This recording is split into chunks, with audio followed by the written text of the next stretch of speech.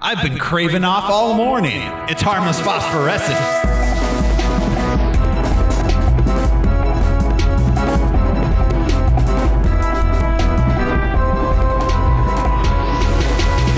Hello, everyone. This is one of your hosts, Thoreau Smiley, and I'm weak like my mother, who's joining me this week. I'm Josh Cece, and that's so Kraven. I'm Ryan Lesh, and I'm here to tell you there's no joy in stalking. It's weird. Cut it out. And I'm Alaric Weber. Can I sit with you at lunch? Of course you can, buddy. We're leaving. Yeah, we're going to go to McDonald's and get a 20-piece McNugget. Right. Did you peak in high school? Man, I was hardly there. And this is Harmless Phosphorescence. It's the deep dive movie podcast where we pick a theme or a series. We watch the movies, we gather some research into the production and the source material, and we tell you about it. The show is brought to you by patrons. Patrons like our executive producers, Michael Beckwith and Atticus Burkett. You can be a patron too. Go to patreon.com/harmlessentertainment. There's a lot of bonus content there. We just put our newest monthly movie up, Scanner Darkly. It was dark, and we scanned it. And now, it was good. Yeah. And what a contrast going from that. Yeah. To this. This being our movie of this week. We are getting caught up. It is our most recent available comic book movie, and we are watching Kraven the Hunter.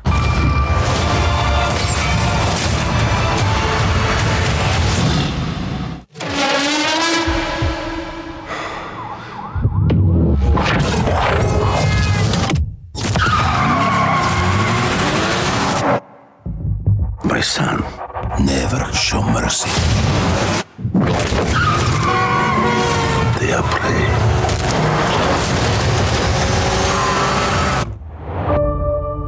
We are predators. Boys, your mother is dead.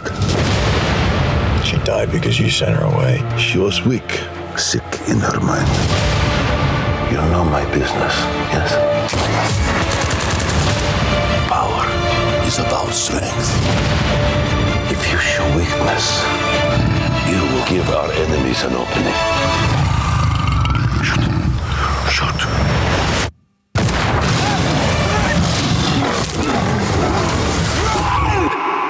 He is weak, like his mother. Leave him. What happened that day? I stared death in the face, and for the first time, I saw my true self. Tell me about this hunter. They say he uses a connection with animals to track his prey. And once you're on his list, there's only one way off. There's 6 of us, and only one of you. There's 6 of you now.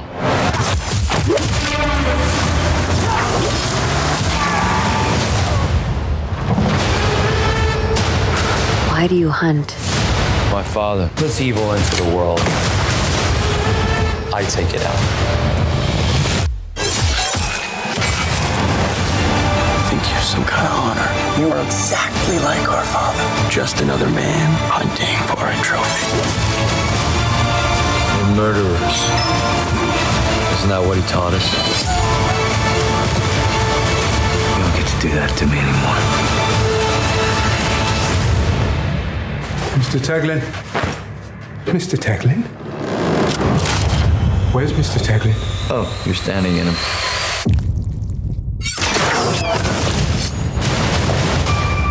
You're a goddamn lunatic. Oh, you just figured that out now?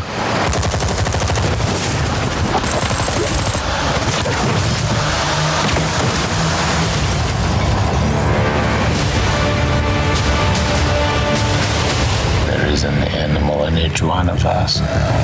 Don't you want to know why they call me the Rhino?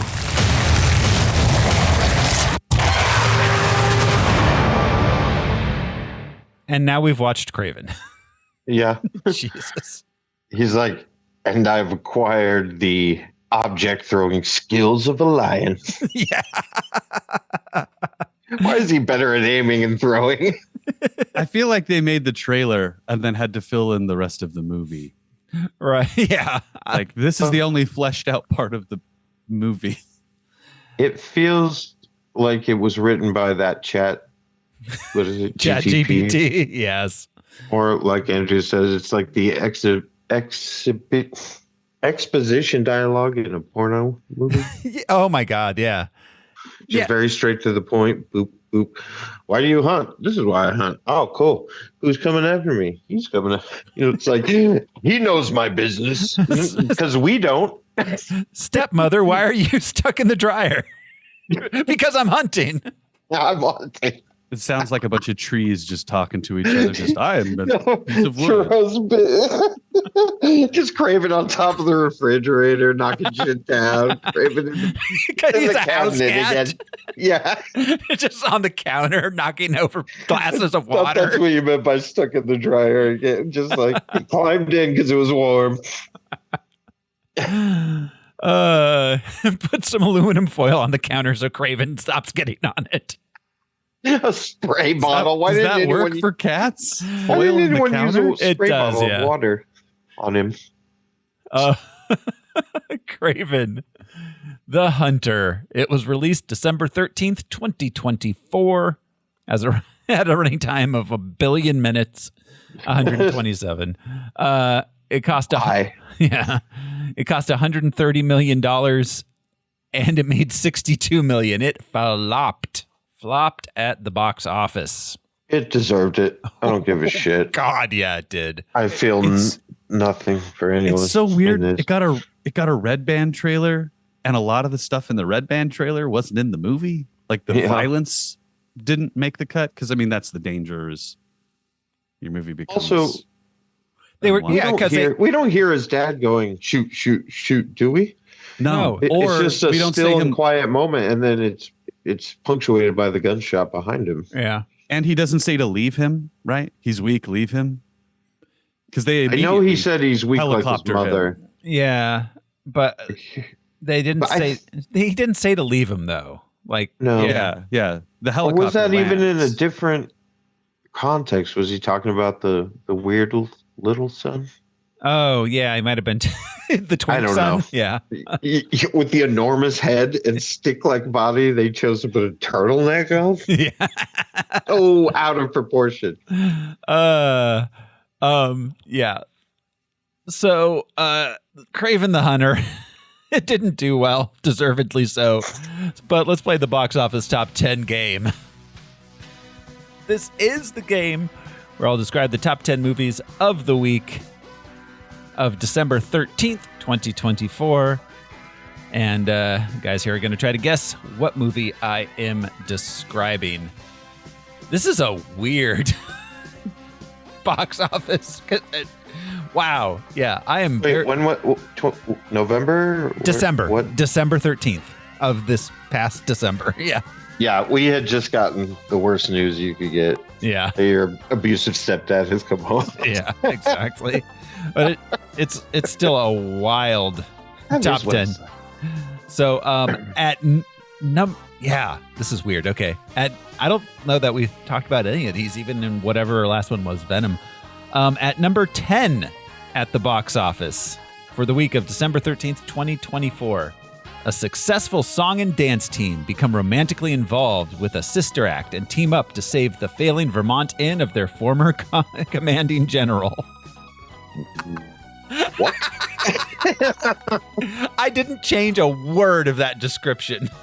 And that was like 3 months ago? This was the number 10 movie at the box office 3 months ago, yeah. The fact that it was tells you a lot about the box office of that time. This stars the biggest stars of 2024: Vera Ellen, Danny Kaye, Rosemary Clooney, and Bing Crosby. What? So they did what is it, White Christmas? White Christmas. It was a 2024 theatrical re-release of White Christmas. I didn't managed to make $2 million, which is probably as much as it made when it came out in like 1947 or whenever it was. I would have gone to see it if I knew. And it only gets weirder from here. Number 9 at the box office this week. Nobody is ready for the mayhem and surprises that ensue when 6 of the worst youngsters in town disrupt the yearly Christmas performance. Youngsters. This is a real movie. And it was new, apparently. Wow. Was that the 8-bit Christmas? No, that was about Nintendo. Yeah. Yeah, that was a couple years ago. This is it was based on a book, apparently. Wow. You got something now? No, I was thinking Rugrats until you said it's based on a book. Oh. This let's see, it stars Rugrats is based on War and Peace. It stars Judy Greer and a bunch of kids. Oh, Pete Holmes is in it too. Okay. Let's see. No, I can't. I only think of old ones. Unaccompanied minors. Yeah. This is called The Best Christmas Pageant Ever. And Judy Greer appears to the guy from Cars. Yeah. Judy Greer appears to be the bedeviled mother who has to try to take care of all these kids as they do crazy kid stuff. Yeah, she's moved into mom territory. Yeah. At number 8 at the box office this week. Again, this is a crazy box office top 10.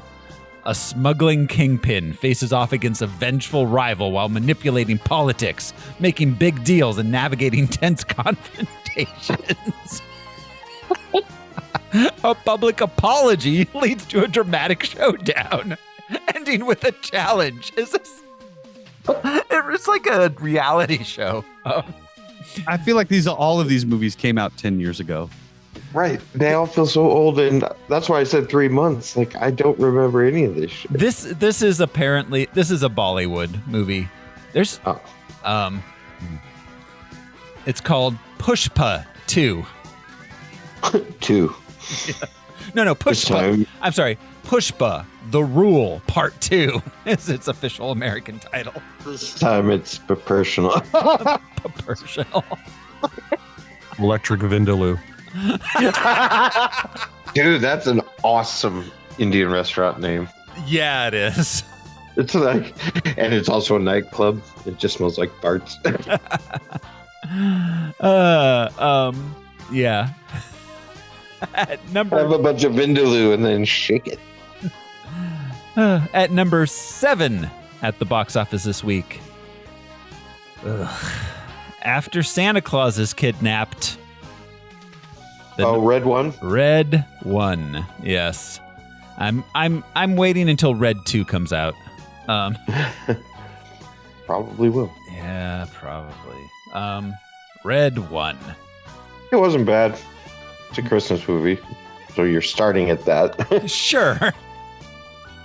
Had some cute moments. I don't understand the appeal of The Rock, but nope. Hey, I don't get it. At number 6 at the box office this week, a sudden attack by a clever and treacherous lord seeking vengeance for the death of his father forces a king and his people to make a daring last stand. This is I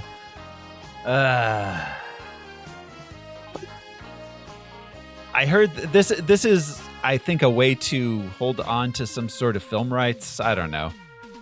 Was it the War of the Rohirrim? Yes, the Lord of the Rings, the War of the Rohirrim, the anime Lord of the Rings movie. Anybody see it? I haven't seen it. I haven't seen it, but you know, those kids deserve something. I haven't even gotten past the second episode of the Amazon series. It's just none of it has the charm of the Lord of the Rings movies. I feel like that got better with time. Yeah? The series, yeah.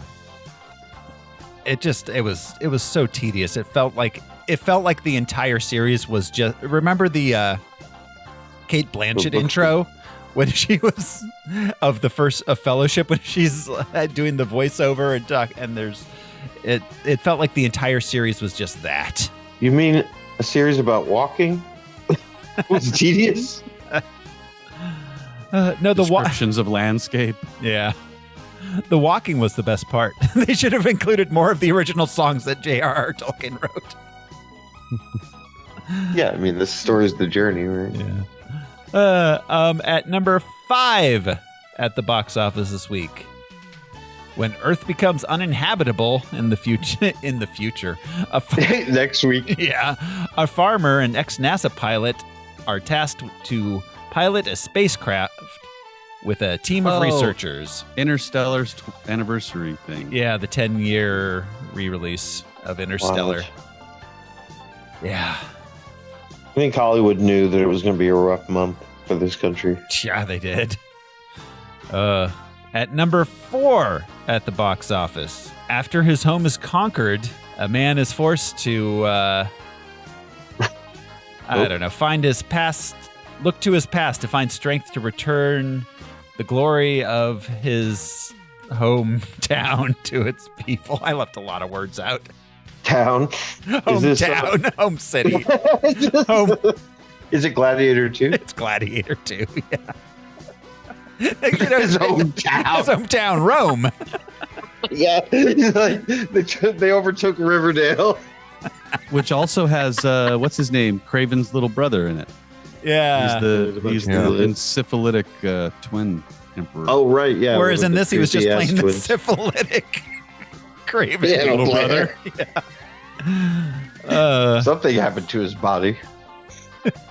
He looks like an anti-circus character that they didn't mocap the head.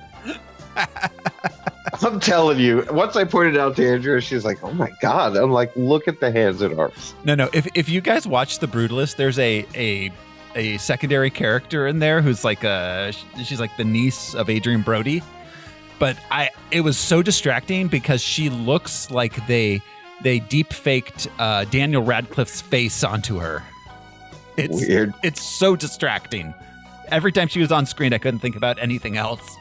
And that's just what her face looks like? She just looks like Daniel Radcliffe. She just naturally looks like him. That's rough. Yeah. Yeah. And they kept talking about like, oh, she's such a pretty girl. I'm like, yeah, Henrietta Potter there.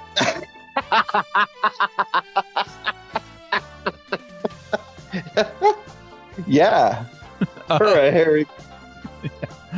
At number 3 at the box office, a man's complex relationship with his father starts him down a path of vengeance with brutal consequences. Kraven the Cable Guy.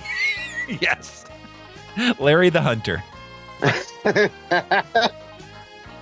How did this find an audience? I don't know. I don't know who it's for. I mean, I don't know who any of these Sony movies are for. It's a Sony Marvel movie, and it opened at number 3 and went down from there. It really didn't find an audience. Like, yeah, I guess those are just people who are at the movie theater and like, right? I guess they're like, oh, it's a Marvel movie. Let's go see it. Oh, never mind. Yeah, it was out of theaters before I realized it had been in theaters. Yeah, and it went down to like $5.99 to rent in a week. Yeah, the normal like at-home theater of $20. I don't even know if we discussed going to see it as a group because normally when a movie comes out, we'll go and see it as a group. I think, yeah. No, it was not part of the conversation. We were like, we'll skip this one. And it's not even like, with Morbius, okay, objectively, it's a vampire movie and he looks creepy. But Kraven, I don't know anybody who ever said Kraven was their favorite villain or even an interesting villain. I remember the arc shortly after the black costume where he, quote unquote kills Spidey. That was an interesting storyline. But I don't know who this was for. Not Spidey fans. No. Yeah. He needs Spider-Man to be Not just superhero fans. No. Because as we'll discuss, you walk away going, why does he have powers and what are they exactly? What are his powers? Why does he have them? And why do I care?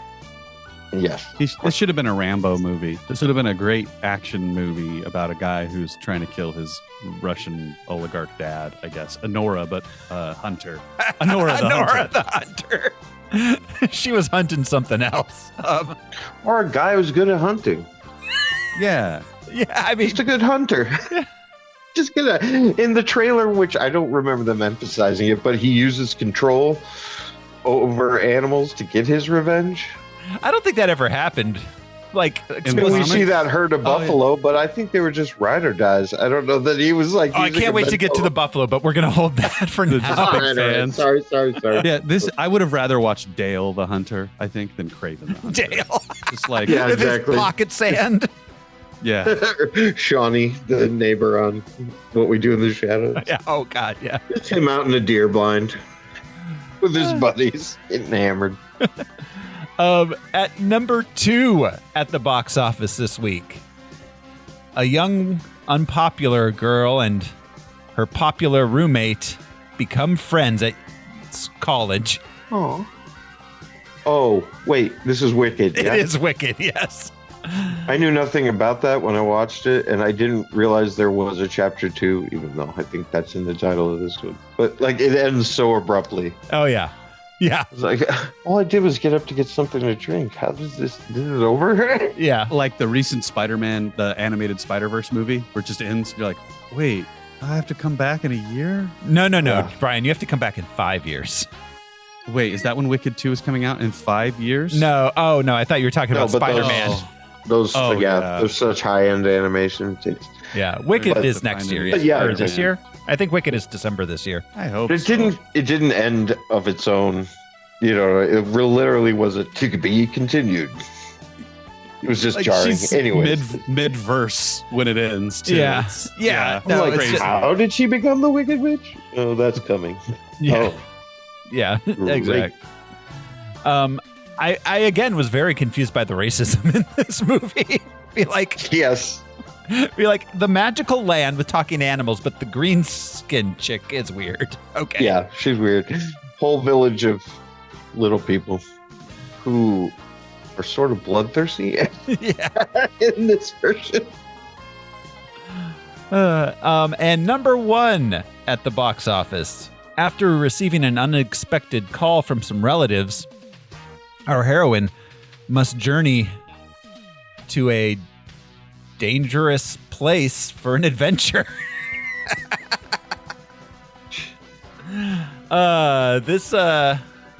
Is this Moana 2? It's Moana 2. Yeah. I didn't It's see it. I Moana didn't care.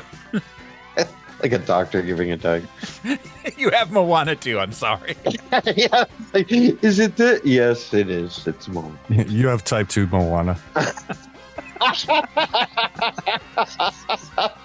He just changed the word position. Yeah. It could have been worse. You could have had frozen HPV, but Or frozen. Doctor's like spilled. Sorry. so You have Lou Gehrig's other disease. like, is eczema? Yeah. Yeah, it was halitosis. Yeah. Okay. So that is it for the box office top 10 game, which brings us to the character and comic book background professor. Professor Al. Tell us what we need to know about this hunter. This hunter of hunters. Yes. This man among men. I thought I was preparing myself on Friday. I opened all the appropriate tabs for the characters and then completely forgot about it until 7 o'clock last night. I thought you went down to the local library. Google, you say? Mostly Wikipedia. Well, right. Yeah. So You gotta Google that shit first. Yeah, you don't just go to Wikipedia. You have to type I wouldn't even know how to start if I went to the homepage. Kraven the Hunter. Wait, what if there was no search function and you had to just click your way through Wikipedia until you found the page you were looking for? Like an old school encyclopedia. Yeah. Like I know it's alphabetized, but I'm having a hard time. All right, you start off with the alphabet. Yeah. K, A-K-K. Kraven. K-A through K-E. K-pop. I didn't get that volume. Mary Kay. All right. So Kraven the Hunter, Sergei Nikolaevich Kravenov, was a Marvel Comics character created by Stan Lee and Steve Ditko. First appeared in The Amazing Spider-Man number 15 in August of 1964. In his first appearance, referred to Spider-Man as the most dangerous game. Reference to a short story of the same name from 1924. That's actually a lie. The most dangerous game is Monopoly. Because you get mad. You do. Yeah, people get punched. There's never been a game of Monopoly ended peacefully. Yeah, I think that was actually a Dane Cook bit that was good. It's like they all in the same way, just flipping the board up. Fuck you, Grandma. Where'd you get all those pink 50s? Is it just me, or would this have been a better Most Dangerous Game movie? He should just be like getting poachers and hunting them or something. Or yeah, like trying to infiltrate an island where they hunt people, where rich elites hunt people. But whatever they typed into the AI that wrote this script, didn't think that deeply. The AI was like, humans hate their fathers. Let's make a movie about a guy who hates his father. Oh my God, I'm sure the robots have figured that out. Absolutely. Kraven is part of Spider-Man's Rogues Gallery and was a founding member of the Sinister Six. Who I love. Kraven is a big game hunter who seeks to defeat Spider-Man to prove he is the world's greatest hunter. The founding member of the Sinister Six, but they kicked Sid Barrett out right after right before they got big. Andy Young. Guy replaced him with the Green Goblin. With the Green Goblin, yep. Shreds a guitar. Though boastful about his abilities, he has a great sense of honor and treats his adversaries as equals until proven otherwise. As such, Kraven has sometimes been depicted as an anti-hero and has teamed up with the likes of Spider-Man himself, Nick Fury in the 50s Avengers squad, and Squirrel Girl. I want to see that team up. Yeah, Kraven and Squirrel Girl together with the makes sense. The fluffy mane vest and the big fluffy tail. Yeah. Well, she has super strength. She just beat the shit out of that Russian. Unbeatable. Yeah. Sergei Kravenov is from Russia, son of an aristocrat who fled to the U.S. in 1917 after the February Revolution. Well, at least he stayed to see the show. Not sure when he took up hunting, but he hates guns, preferring to take down dangerous animals with his bare hands. Kraven takes a mystical serum. Powers? Does he have literal bare hands? His bare hands. This is the one character who could actually have bare hands from, I assume, bear's blood. If he got bear blood in him. He fell in a vat. Then he would love honey and dislike pants. Kraven takes a mystical serum to give himself enhanced strength, stamina, durability, speed, reflexes, agility, and senses, and the serum also dramatically slows his aging process. I'm so happy that the movie didn't adjust the conceit of a mystical serum at all. Right. You know, like Stan could get away with that shit. The power cosmic, gamma radiate, that was fine. But yeah, you're gonna make us sit through a 2-hour movie and it's just a potion that was handed down in this exposition dump by a South African lady who wants to explain tarot to the audience. Moving on to his half-brother, Dmitry Smerdyakov, a.k.a. the Chameleon. Same creators. I didn't know they actually related. Yeah. Same creators, Ditko, Lee and Ditko. Dmitry debuted in The Amazing Spider-Man #1, March of 1963, the first super criminal to face Spider-Man. All right. Growing up with the talent, Growing up with a talent for acting and impersonation, Dimitri naturally decides to go into crime, assuming the identity of Chameleon. Chameleonaire. He was the John Wilkes Booth of his time. He's like, this acting thing isn't panning out. His first known criminal outing, he impersonates Spider-Man and is soon exposed and arrested. He says, oh, look at me, I'm Spider-Man. Blah, blah, blah. Crime, crime, crime. We haven't been able to expose Spider-Man, but we did this relatively easily.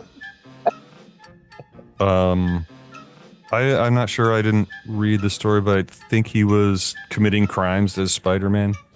Yeah. And then Spider-Man exposed him. Blah, blah. You know, no one ever does.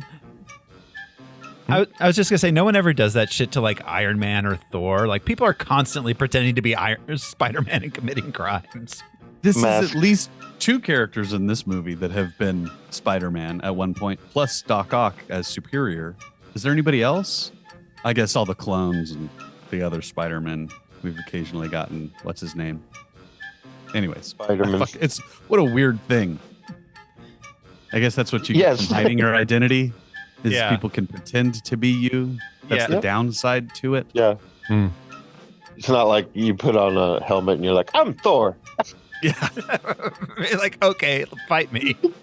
Out of my way, I'm Thor. It was Dimitri who first set Kraven's sights on Spider-Man. He's like, this guy took me down. Hey, come kick his butt, half bro. He's all hunt this bitch. Originally, Chameleon had no superhuman abilities. He was talented in voice mimicry and used makeup and disguises in his impersonations. Later, Sorry, the best weapons against Spider-Man are a broom and some Febreze. Just, you don't need weapons of any kind. Later, he acquired a belt that used holographic tech to change his appearance. I wish you had stopped that sentence at he acquired a belt. World champion wrestler. He was rather proud.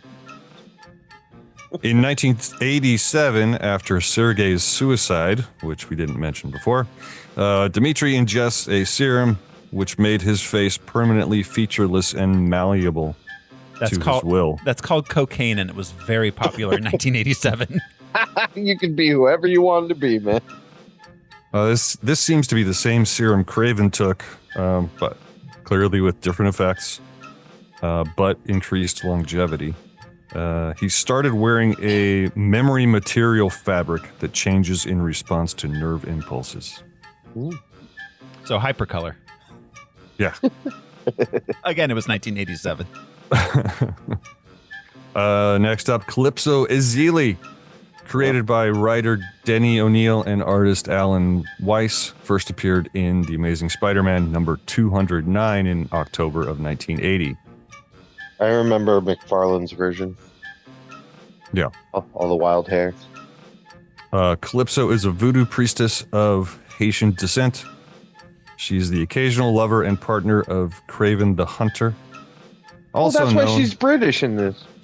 Right. Except she's not. Yeah. No one is actually... No, we'll get to accents anyways. Also known under the code names The Witch and The Hunter of Souls, her abilities include the use of potions, resurrection, and mind control. I definitely knew a chick we called the Harvester of Souls. And she was adept at manipulation and mind control. Next, we have the Rhino, Alexei Sitsevich.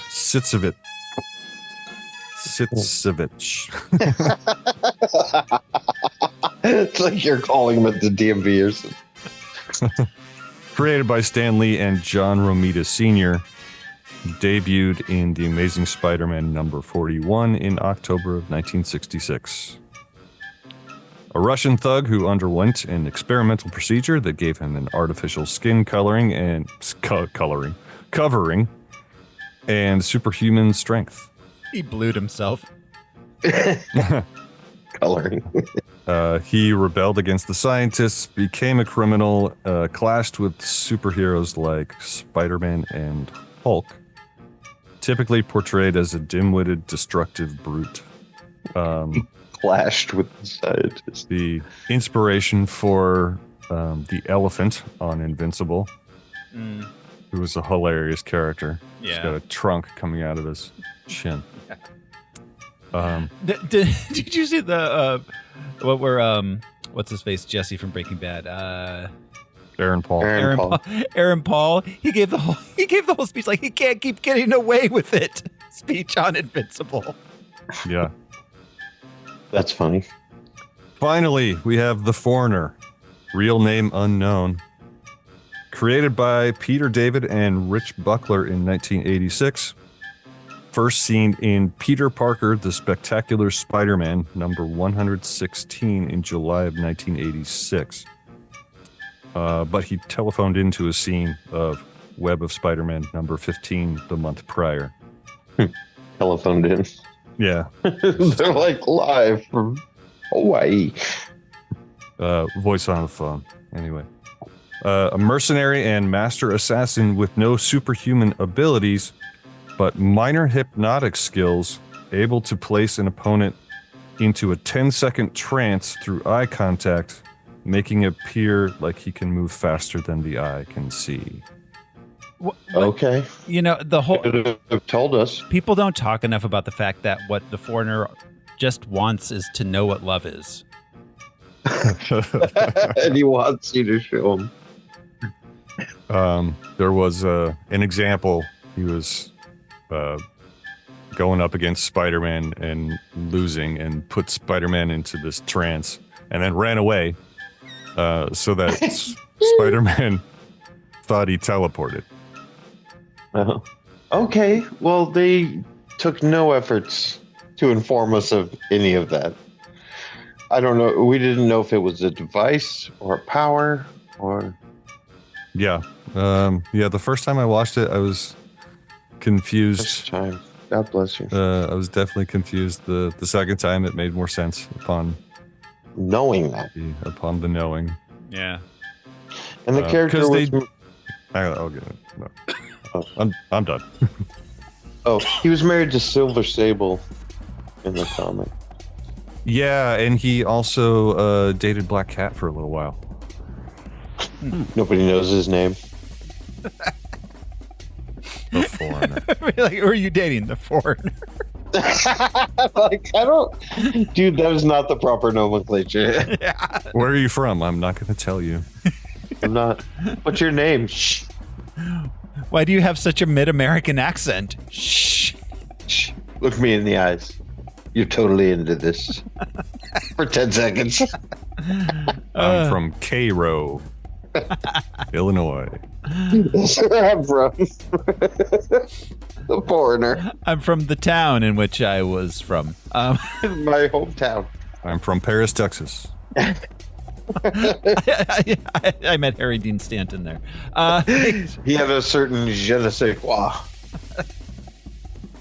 Thank you, Al, for the character background on these characters. That brings us to the production of the film itself. Kraven the Hunter was supposed to be in the fourth Spider-Man movie that Raimi was making. We saw his shadow at the end when they're all like being sent back to their dimensions. There's clearly him with the spear and this big thing.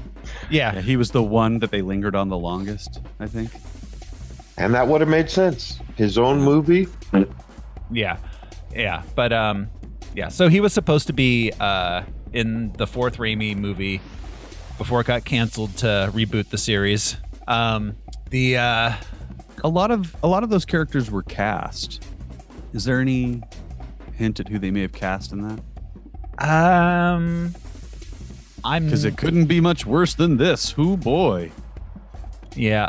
I mean, he's an older guy. Always had a mustache too. I'm not seeing who is supposed to be in the Raimi version. But in the Amazing Spider-Man 2, which was when they initially were trying, with all the all the villains. He could have played him. Yeah, all the villains at the end. Kraven was teased in Amazing Spider-Man 2. He was supposed to appear in the Amazing Spider-Man 3, which never got made because Sony and Marvel finally made a deal to get Spider-Man into the MCU. It's like there's a curse on Kraven. Yeah. It's like... Ryan Coogler was trying to get him in Black Panther. Okay, that would have made sense too. Yeah. But then in 2018, Sony started trying to get their Sonyverse going. Sony's Spider-Man universe. Which they all decided early on that they hate Spider-Man. Yes. This was, in fact, the last Sony Spider-Verse movie. Sony has said they are not going to make any more. So, okay. I don't believe them. Yeah. I don't believe them, yeah. Yeah. I think they're just going to reboot. They're just going to make one-off movies, I think, at this point. They still have to make a Chameleon movie. They still have to make a Chameleonaire movie. So they, at the same time when they were making Venom, they started working on Kraven the Hunter screenplay. Richard Wenk, who wrote the Equalizer movies, was hired to write that. He ended up getting a story by credit on this one. I like the Equalizer movies. That's all. I like them a lot. Obviously they were told he can't use Spider-Man. So he said publicly, like, it's tough to write a Kraven movie without Spider-Man. Isn't it? Yeah. I wish that they had used Venom or something as the fucking protagonist of this stupid universe. Just give us Eddie Brock. They don't even want to tie their own universe in together. They don't even tie their own strings. The closest was his hallucination of spiders. Yeah. Well, Which and that is was a shot from the comic. I mean, at least it's. And they looked like the same from Madam Web, and they look like the Spider-Man logo. Yeah. But that was a dream.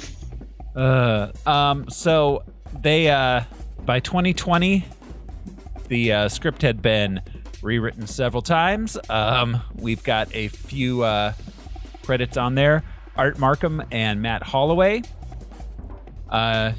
did a couple passes on it. They have writing credits on the 2008 Iron Man, Punisher Warzone, Transformers The Last Night, Men in Black International, and the 2022 Uncharted movie. All stinkers, I'm pretty sure. I don't think any of those movies were good. Except for Iron Man, which was written. Did Uncharted ever make the top 10? That's a joke. Pretty sure.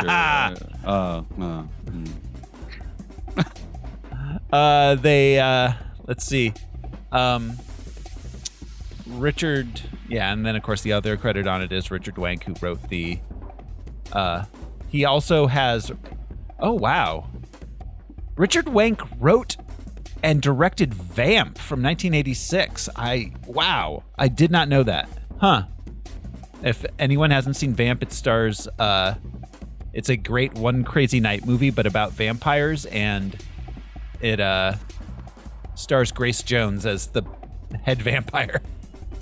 That sounds cool as hell. Yeah, no, I loved that movie when I was a kid. Let's see. He also, he wrote The Expendables 2. Wow, he had I don't know. He has some big blanks in his CV here. Anyways, they hired J.C. Chandor to direct the film. Everyone's, J.C. Chandor. I think he was a Ghostbusters villain. J.C. Chandor, let's see, he wrote and directed everyone's favorite movies, Margin Call. That's actually a pretty good movie. Is it? I haven't seen it. Yeah. A Most Violent Year, which I have seen and was good. Yeah. All Is Lost, which I have. Oh, that Robert Redford movie, All Is Lost, and something called Triple Frontier. All right. So they started trying to cast before their script was ready, because that's how they do this bullshit. So they were looking at a number of people. They were trying to get an A-lister. They approached Brad Pitt, Keanu Reeves, John David Washington, and Adam Driver. All of them said no. Shockingly. Those are all bad choices, too. Yeah. I mean, after John Wick, I'm not going to buy Keanu Reeves hurting animals. Yeah. I'm not going to buy Keanu Reeves hurting animals. No. Absolutely not. He took on the Russian mafia because they killed his dog. I mean, John Wick, honestly, John Wick is a better Kraven movie than this is. Like True. taking out the Russian mafia because Seriously. they hurt animals. Yeah. Yep. So yeah.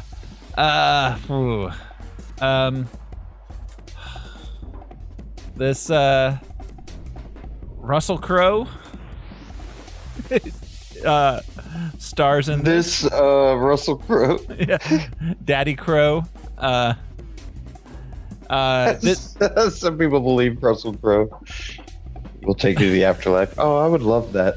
Yeah. Start a religion. I hope he shows up in that little tennis skirt from Thor Love and Thunder, though. Yes. He's living his best life, and I'm totally into him. This movie is Russell Crowe's third yacht, which I'm pretty sure is why he took this role. Yeah, sure. Aaron Taylor Johnson, of course, stars as Kraven. We last saw him is in Age of Ultron, as far as this series goes. Quicksilver, yeah. As of Maximo. But he was also in Kick-Ass, of course. Yeah. He's Kick-Ass. Aaron Taylor Johnson, who I constantly, every time I hear his name, I have to remind myself that he is not a 90s teen heartthrob. Jonathan Taylor. Yeah, he's not bad. Yeah, he's fine. Not great. He's fine. That's all Handsome. he is fine. He was really good in Bullet Train. That Yeah, was my Bullet Train favorite was thing good. That him and Brian Tyree Henry together were just so. He got to have his own accent. Like. Why does he not have a British accent? Why? Yeah, it's weird because everyone always does. Yeah, that's the convention. Is a like, Russian character speaks British English. Okay, well, I mean, if we're gonna get into the accents, then we'll get into the accents, but yeah, it's crazy. I mean, Russell Crowe knew what he was doing. He knew what accent to bring. Okay, all right. I'm just gonna lay it out. So these two Russian kids, whose both parents are Russian and attended boarding school in America for 2 years, have completely Americanized their accents. Yeah. I will say, my aunt and uncle went to Australia for a while, many years ago. And when they came back, my aunt Debbie had adopted an Australian accent accidentally. No, it happens, but you're not going to lose all vestiges of your your natural Russian accent in 2 years at an American boarding school. No. Now she just sounds like she's from Iowa. Sure. I do the same thing. I unintentionally or subconsciously will start to parrot an accent or so. And Dimitri's a mimic, but you're right. Yeah, I mean, 2 years. But then they move first generation Russian. Then Dimitri, from the age of 15 until however old they are here, like it's 16 years later, so I'm guessing they're 30, 31, 32, lives in Britain with his Russian accented father and still maintains his middle of the road American accent. Meanwhile, Sergey, whatever, moves out to Siberia and still maintains his middle-of-the-road American accent that he picked up in 2 years at boarding school in upstate New York. To me, Dimitri sounded like he had a Roman emperor accent. Honestly, I would have liked to have Dimitri have an American accent and Kraven have a British accent and not explain it. That would have made more sense than whatever the shit this was. Plus Calypso. Why is she even in London? Her parents, they're American. They have a South African aunt. And then she moves to London. Go where the money is. Maybe she does a bunch of business out of Africa. And her parents have England. British accents, right? Do they? Because they have British. Yeah, you're right. Her parents have British accents, but her accent is American. Yep. Maybe she's also at a boarding school for 2 years. In South Africa. And Rhino, I don't even know what accent he had.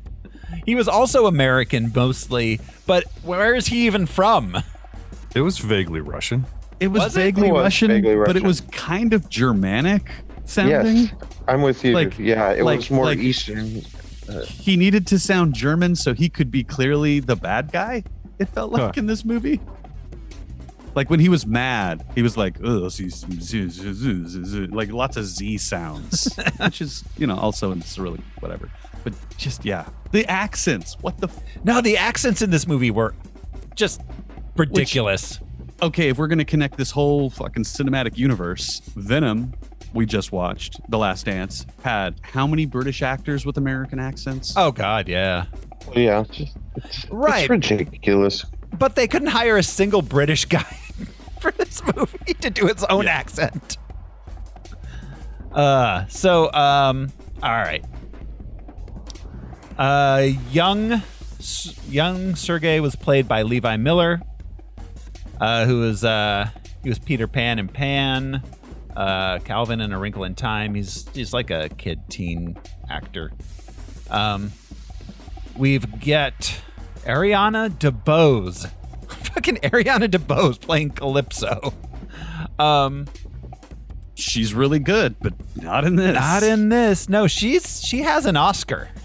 She has an Oscar. For what? Spielberg, the musical. Color Purple? West Side Story? West Side Story. West Side Story. Yeah.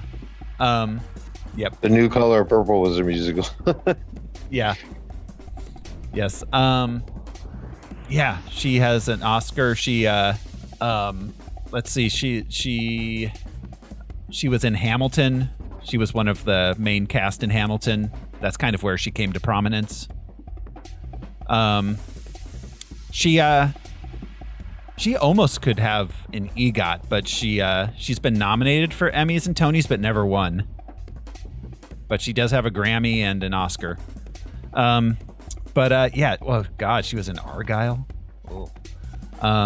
Yeah, looking at this, actually, her filmography isn't that impressive other than West Side Story. She's been in a bunch of stuff that is not great. West Side Story and Hamilton. Fraggle Rock, Back to the Rock. Oh, shit. Hey. I dig the Fraggle Rock. Yeah. Ariana DeBose. Westworld. Okay. Diana Babrakova played young Calypso. Fred Hetchinger plays Dmitry Kravinoff. Fred Hetchinger, let's see. He was in 8th Grade, that Bo Burnham directed movie. The Fear Street trilogy and he was in the first season of The White Lotus. And of course, Gladiator 2 we already mentioned. Oh, he's not bad. He was one of the kids in Nickel Boys. Huh. He's not bad. He just looks weird. Yeah. He was fine. As the Rhino is Alessandro Antonivola.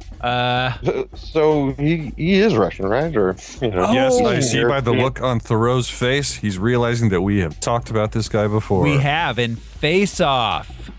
Pollux Troy. Pollux Troy and Face Off. Wow. Yeah. So funny you mentioned Nicolas Cage because there's a shot of Kraven like getting off that carrier or whatever it was, and he looks just like Cameron Poe in Con Air. Yes. Which I just watched recently. Ooh. Nicolas Cage would have made a better Kraven. Oh fuck yes. That would have been amazing. I know that's insane, You but kidding he me? plays No, it's insane not. so well. Yeah. Oh, he would Like, because he fucking gets into it, man. Mm-hmm. He comes prepared. well, and playing a character that's in it for the love of the game too. Like, I just want to hunt shit you guys don't understand. Oh. That would have been really fun. This dude was also in The Brutalist. Okay. Huh. Weird. I watched 2 movies with this guy yesterday. I had no idea. Wild. Oh, wow. Okay. Christopher Abbott as the foreigner. He is, let's see. He's not really known for much. Let's see. He was in First Man, A Most Violent Year. He should have been the bad guy, and Rhino should have worked for him. Yeah. They should have explained him a little more, but I liked the actor, and I liked the vibe he was bringing, as confusing as it was. Yeah, the Rhino being the brains of the bunch is Weird. hard to just believe. And Like- before they reveal what it's for, his little backpack is so weird. I laughed so hard every time they Reminds had me him of wearing the Swingers. backpack. Yeah, just He's like, Just I'm be out. grateful that you're talking to me because you have a little backpack. where he keeps his Beanie Babies and lip gloss. Like, He's what the constantly fuck, like, man? I'm late for class, guys. No, it's one of those purse backpacks that were so Yeah, popular. yeah. Like, But at first, I thought he was trying to stay hydrated. That's what Andy said. She was like, Like- "Why does he like wear a a camel camelback." bag?" Yeah. Christopher Abbott, the foreigner, was also Captain Yossarian in the Hulu Catch-22 series, which I never Oh. watched, but probably should have Huh. because Wow, he's- Catch-22. yeah, I Major never actor, watched who it, knew? but I remember seeing the like press photos and stuff for it. Yeah. Weird. I don't see it in this role. You're a very weird person, you Saren. And let's see, our probably our last one of note, Yuri Kolokolinov plays the Russian crime lord. He was Steer in Game of Thrones.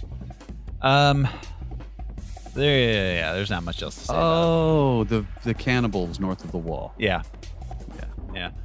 Kraven the Hunter has 16% on Rotten Tomatoes. That's the critic score. You got to say what the fan score is, though, because it's insane to me that The anybody fan even score fucking put is their 70, bean in the counter. 73%. What? Yeah, Fucking nerds, man. fucking nerds. They There have are no times taste. when those numbers diverge, and it's like, oh, somebody's wrong and somebody's right, but it ain't the fans this time.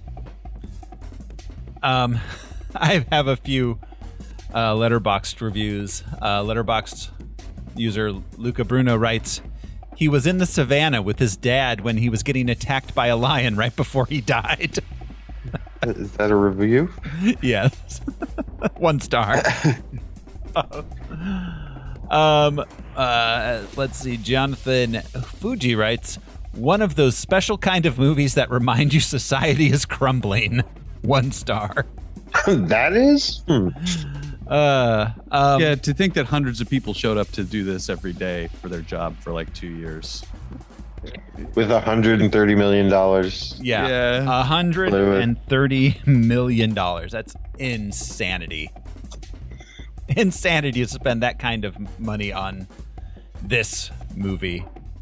Yeah. Let's see. User Sammy writes, Rhino saying with great horns comes great horniness. It's the greatest line of dialogue in the history of cinema. God, yeah. That wasn't a line in the movie, right? No, yeah. It was. I You wish don't remember it him was. saying that? Yeah. I was like, but my brain was right now going, he could have. That's what he should have said to the poachers. Comes maximum horniness. There's 6 of you right Why- now. Why does a skin condition make you grow a horn? Right? I don't even care if they mix direct rhino DNA. How does this protrudence grow and leave?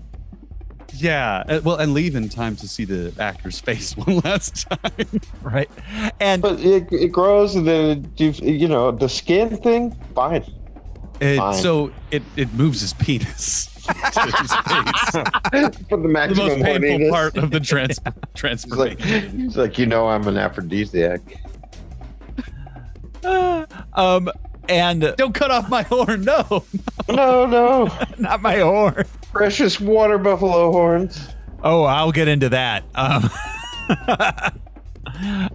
And the one 5-star review that I have, Letterboxd user Pussy writes, All right, own it.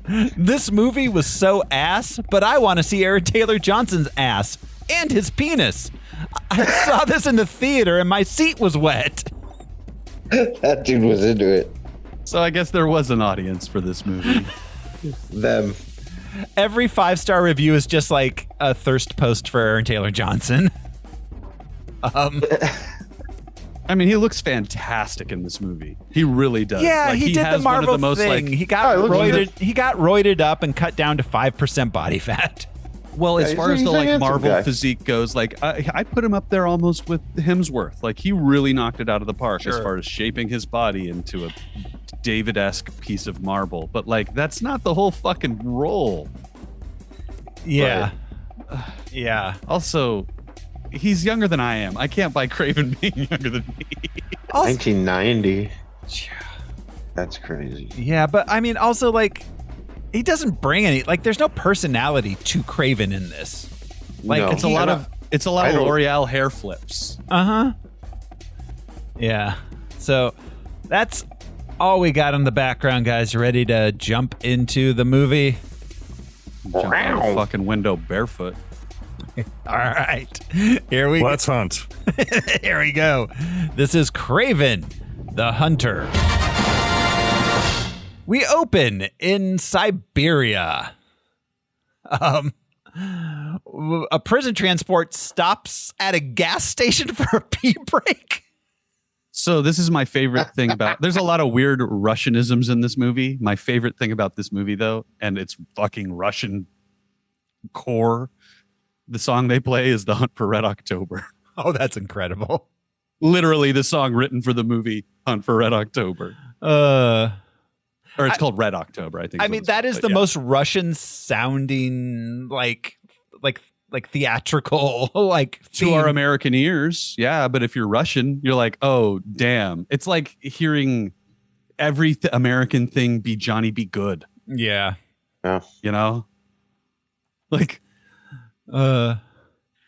One prisoner's wandered off. They find him.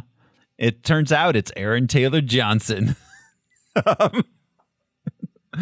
So they round up all the prisoners who are being sent to the gulag, but they stopped at the gas station for the pee break for. and go back to the prison. It's a long drive. I assume that road across Siberia, you got to pee Between gulags. somewhere. Right. They might have needed gas too. And some Slim They had to have because you could piss. Slim Jim. And some Slim Jims and and a wild cherry Pepsi. He's like, I need to run a train on some Funyuns. Some Russian irradiated Funyuns. We take the fun out of Funyuns. In Russia, Funyuns eat you. Mother Russia. In Russia, they're just called yuns. That's all. We have no fun here. In Russia, has not made its way to Russia in yet. Soviet Russia, it's just onions in a bag. On your belt. Yeah. Which was the fashion. That was the style at the time. So yeah, they arrive at the prison. It's Supermax Russian prison. He meets his cellmate, who's, I don't know, just a perfectly cast. Yeah. That is a Chernobyl face if I've ever seen. Sorry. Fuck the Russians. Yeah. Then he works out for a while Some toughs try to tough him up, but he's all like, I'm ATJ, bro. I liked bench presses the guys. Yeah. I liked the roommate exchange. Yeah, the roommate was fine. Yeah. It was fun. He good promises deal. he'll be out in 3 days. He's like, leave me alone for 3 days. After that, 1 minute later, Yeah. and you can have a free shot. I love that they walk over. They're like, "This is a private area." Dude, we're in prison. There are no private area by design. Well, and it's such a polite way to say it. This is a private area. I'm sorry. So This this is gymnasium is reserved. Yeah. Like, Please wipe off your station when you're done. Don't With that that's why they bloody were rag. mad. Yeah. He didn't use his towel. don't slam your weights. The alarm will go off. And I love that he's like, if I fuck with these guys, then they'll take me to the gang leader. Now I understand why there are various gangs in American prisons. We're a melting pot, but in a Russian prison, it's like you got to stick with the white guys. I only see white guys. Right. All right. Stick with the Russian guys. What? What? He's like, no, the he's capitalist just gang the boss, is very right? dangerous. He's the boss of the whole thing, right? Uh, What is that gang? Watch out for the Russians. And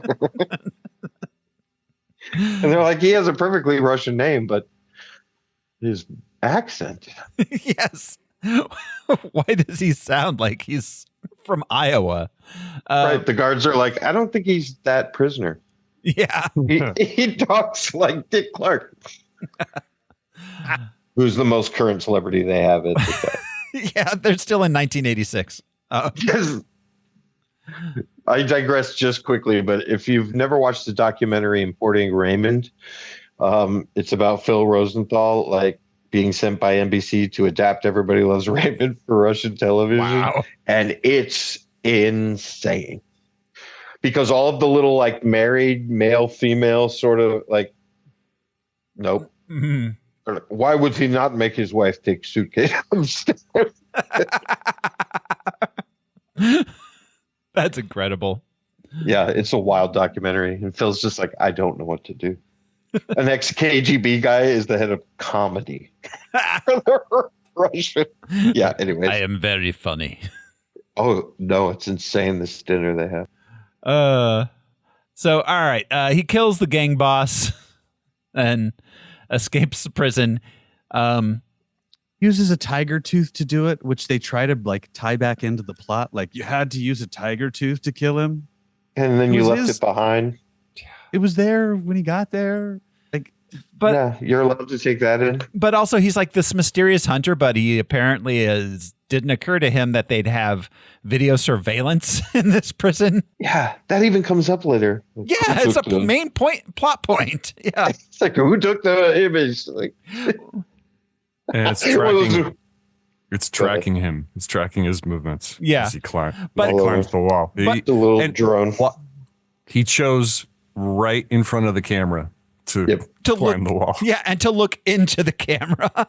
Right into it, like the cat. The camera, which has the first time we see it, it says it has a 97% chance of being Kraven the Hunter, which how does this software know that if he's the mysterious hunter who's never been captured on camera before? No, it's the same software that, what's her name, Zoe Kazan used in Madam Web, where it's just like, and this is what they would look like with masks on. It's like, what the fuck? I'm glad you're my hacker. So anyways, he escapes. He runs out into the tundra, and we see the first of many CGI animals, which look terrible. As a wolf comes and growls at him, and then he growls back at the wolf, and then the wolf goes away. Wolf's like, all right, cool. He doesn't even really growl at him. His eyes go yellow. Yeah. He just stares at him. Yeah. Then he gets picked up by a plane, and it seems like he's going to have some sort of like fun, flirty relationship with this lady pilot, but then we never see her again. We never even see her face. No. Never. I thought maybe for a second she was Calypso, and then I put together that she wasn't. But I think at one in my point brain, I was like, oh, they already worked together. I think she was Calypso at one point. Yeah. Like, and then they decided like, oh shit, she can't be Calypso because we need Calypso to own a business for some reason. To be an American lawyer working in London whose South African grandmother gave her a secret serum. Because he needs to find her again, because that needs to be connected to the first. I would one. never be a lawyer and move to London to practice. No. Like, y'all wear wigs. This is a fucking joke. What is this? I'm a barrister. Right. Was Well, Granny that's what they are. Was Granny South African or was she from Ghana? Well, they were in South Africa. That's right. Weren't they? No, they were in Ghana. They were in Ghana? Okay. Yeah. Well, then what that's is Granny doing there? Because she has the most vague accent ever. And yeah, she doesn't look not Ghanan, but she looks like she could be Haitian or Jamaican. That's what I thought, that until I realized that she was there at the same place to do the hunting. I thought they were like, when we just saw travelers, the porch at first, I thought they were going to be like in the Caribbean somewhere, until they like showed a wider shot of the African savannah. It's a really good thing they invited Grandma. Yes, because she was able to explain so much in that 1 hour. She was whatever they were hanging out on the porch. She was able to explain to the audience a rudimentary understanding of how tarot works, because no one's ever seen that before. To hand a formula that's been in the family for generations, a formula. Yeah. It's just a weird way to put it. You're gonna need this. The card said so. Yeah. So, like, why not you a ocean? You could tell me not to leave. Like a formula. You're right. Like the formula. Like this is the family secret flavored formula. Yeah. Drink? Like it's Coca-Cola or something. It's like, it's just a weird way. Just say elixir even. Or she does call it a potion, but like the formula's been handed down. But yeah, but also makes it sound much more microbiology than is involved. But also this grandma with her like vaguely British, vaguely Caribbean, vaguely South African accent, whatever it is, who's like just generic mystical person of color. Mm-hmm. Yeah, yep. like a Stephen King character. Exactly. Again, good thing she came on this one trip, because she explains Calypso's entire family vibe, you know. Yeah. It's a good thing. Good thing Grandma came. Yeah, a good thing. Not just for the elixir, but just to explain. Good thing 2 hours before she was going to need it, she visited this grandma. Like this formula, these 11 herbs and spices, that will help you. Wear them in a pouch. You know, in the 1800s, there was cocaine in the formula, but then we had to take it out in the 20s. Like, this fucking chicken is great. I got to buy a boat. I love the old, like the old bottles of like if you ever see the pictures of the old bottles of medicine that have like everything in it. I love the ones that have like opium and cocaine. It's like, which way are you trying to go with me here, guys? Am I going down or am I going up? I mean, they prefer meth because it's cheaper, but yes, junkies have to take something. Yeah. So, anyways. Yeah. But then if, you know, back in the day, if you had a toothache, that's what you could get all in one syrup. Yeah, it was great. And on the back, it was like, please call your doctor if you start beating your wife. Because the doctor will want to come and make sure your wife is taking it properly. Yeah, and prescribe you more shit. Like, I also recommend ether. Yeah. Just to wash it all down. Yeah. And then, like, prescribe your wife a dildo so she'll, like, stop being mad. An electric shock mask. Yeah. He gets when he gets picked up by the plane, he just takes his shirt off and just sits around shirtless for the entire plane ride. There's like the full on like glory shot, like, look at the abs, look at them. Because animals don't like flying. Yeah. Sometime later at the gas station, they're finding the body of the real prisoner that Kraven took the place of. I imagine he has every animal power. All of them. Yeah, including like spear throwing. Little dog power of just being annoyed by being put in a box. Yeah. Like, fine, but I'll stay in here. I forgot I just went out. Be like, if you surprise him, he's going to roll over and pee on himself. Yeah. And don't even try to go door to door selling shit. Yeah, he doesn't pee on himself nearly enough for being the world's greatest hunter. Yeah. That's true. To mask the smells. Yeah. He should have been pissing everywhere. He really should have been. Should they We do focus see on it- an animal's spear throwing ability? The first thing we do see his character do is piss, though. Do we? I got to give him credit. Oh, for that. right. Yes. Yeah. He Yeah. is all peeing the first yeah, thing you're you see right. him I do. forgot. It does start with a piss tableau. Maybe I am turning around on this movie. There's depth to it somehow. It's the piss Right. depth. So after they find the body, we get the world's most boring title card. It's Arial bold on white text on a black screen. I know what you did. We cut to 16 years earlier. Kraven and his brother Kraven are at a boarding school in upstate New York. Kraven and Kraven used autos. It's his last Oh, the name. best They can deal. both be Kraven. Like, I know. And nobody associates them. And the teacher yells Kravinoff and Kravinoff. Like they're a Attorneys at law. comedy duo. Yeah, like Jesus. Kravinoff and Kravinoff. Yeah, they're a tumbling act in a 1950s circus. We'll fight you for you're right. Spoiler alert, by the end of this movie, it's Kraven versus Kraven. In divorce court Kraven versus Kraven. Oh, with man. Dustin Hoffman. Yeah. Versus Superman. I think Meryl Streep would have to be Kraven out of the two of them. Dustin Yeah, Hoffman would have to she's be. more of a badass. if Meryl Streep had been Kraven the Hunter, it would have been a much better movie. Just Have my Justin or attention, Devil Wears Prada. It would have been a much better movie. Yeah. So these American boys get picked up by their Russian dad, and taken. He casually mentions that their mother's dead, so they're going to go hunting. Yeah, he's like, nah, she was weak. She's dead. Yeah, and I She mean, killed herself, so she doesn't get a funeral. yeah, So let's go hunt a lion. yeah, but also like The most beautiful, majestic lion we can find. yeah, exactly. But they're also not really that upset, like they are, but like they're not really. They're like, "Oh, mom, okay." That sucks. Every attempted emotion is surface level in this entire movie. There's no tension between he and Calypso, which is fine. You don't have to have sexual tension with the female lead, but there's nothing. You don't have to, but they were clearly wanting They there had to be. There was no affection between amongst anyone, not even the brothers. Yeah. No, there was no human connections between any two people in this film. Like, that was a choice. We told it from the view of a water bubble. The realist relationship in this movie was between Rhino and his dog. True. It's true. What happened to the dog? I don't know. Rhino's dead It's now. just gone. It's just think gone so. at some point. Like it disappears from the movie. In Russia, dogs have to get jobs, man.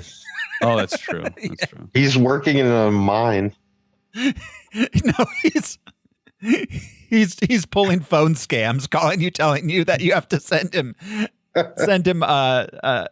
Apple Store gift cards, or the IRS is going to come get him. He's a telemarketing. One of those Service dog. rooms full of shoe shelf things with phones in them that he can just touch all the buttons on. Yeah, he's just doing Instagram likes. It's like if I steal grandma's trust fund, then It's not I get as a funny, bow. but I think he's just running with the buffalo now. probably Yeah. he's free. Join the That's other how- Rottweilers out on the plains. That makes as Oh, much sense as we're talking this about buffalo. the dog. I was thinking about Kraven spending his 20s with the buffalo because I assume that's where he spent his 20s. Is that what you're thinking about? Yeah, with the buffalo. he did. But He at, did. But at least he maintained his accent. He should have a buffalo accent. Buffalo accent. Jungle Book, but he was raised by water buffalo. He's like Hakunam. I don't know. He's all, this is a terrible way to live. You ever think we're just prey animals? Right. Just poop and find water and run away from stuff. So then we meet Calypso as a teenager. Her apparently African aunt, grandmother. What is Well, their who knows? relationship? She could have just been at the resort. Right? Like, we told you to stop talking to the guests. Will you please get back to work? She's like, it's a formula in my family. I didn't see your family. My family. It's a formula. Yeah, I have no idea who this old woman is or her relationship to Calypso, actually, now that I think about it. She's like, hey, do you have a minute before you get in the Jeep with your parents? I got some shit to tell you and give you. Like, Mom, Dad, that old lady we've never met before gave me a vial of a formula. Like, did you go to a second location? She does say grandmother throughout the film. Grandma. So that means she is the parent of one of those parents. Yeah. Okay. Probably the mom, Sure. your mom's side is Sure, crazy. yeah. They're witches. Who, and this mystical African woman who just hangs out at this resort they're at or whatever. Like, you might need to revive a rich white kid. I'd be like, you know what? Just take the L. She's the Scatman Carruthers caretaker. That's right. Yeah, she is, exactly. If only we had cut back to her in bed with a giant portrait of a topless lady. The African king bedroom. Yeah, hanging dong. Yeah. Just hanging dong. Like a rhino. Spinning it around like a lasso. A Republican in name only. Anyways.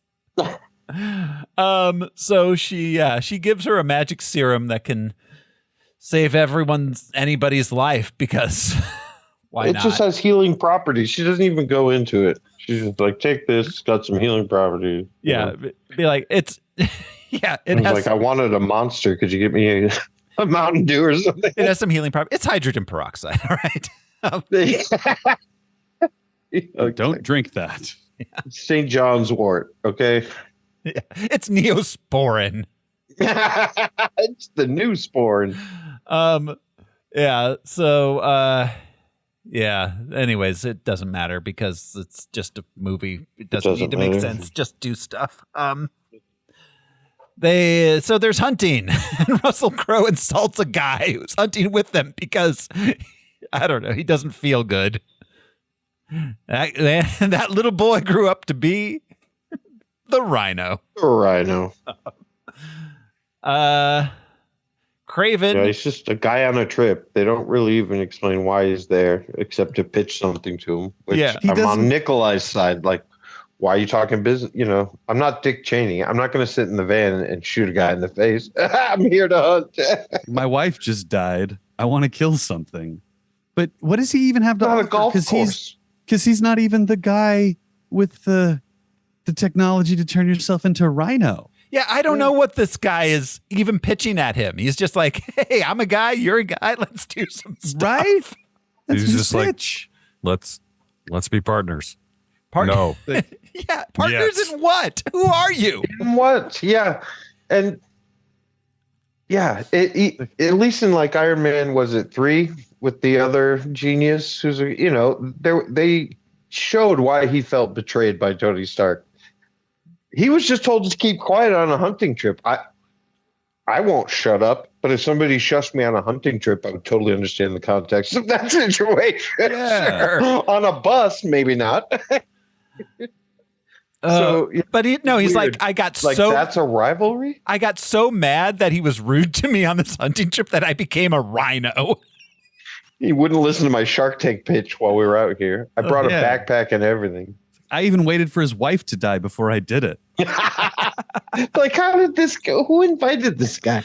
Who are Seriously, all these who invited that guy? But who are all these random men? I assume they're his business associates or something, or like other hunters, and then the guides. Yeah, that one African dude that was just like, oh, yeah, I take you guys out. I'm not.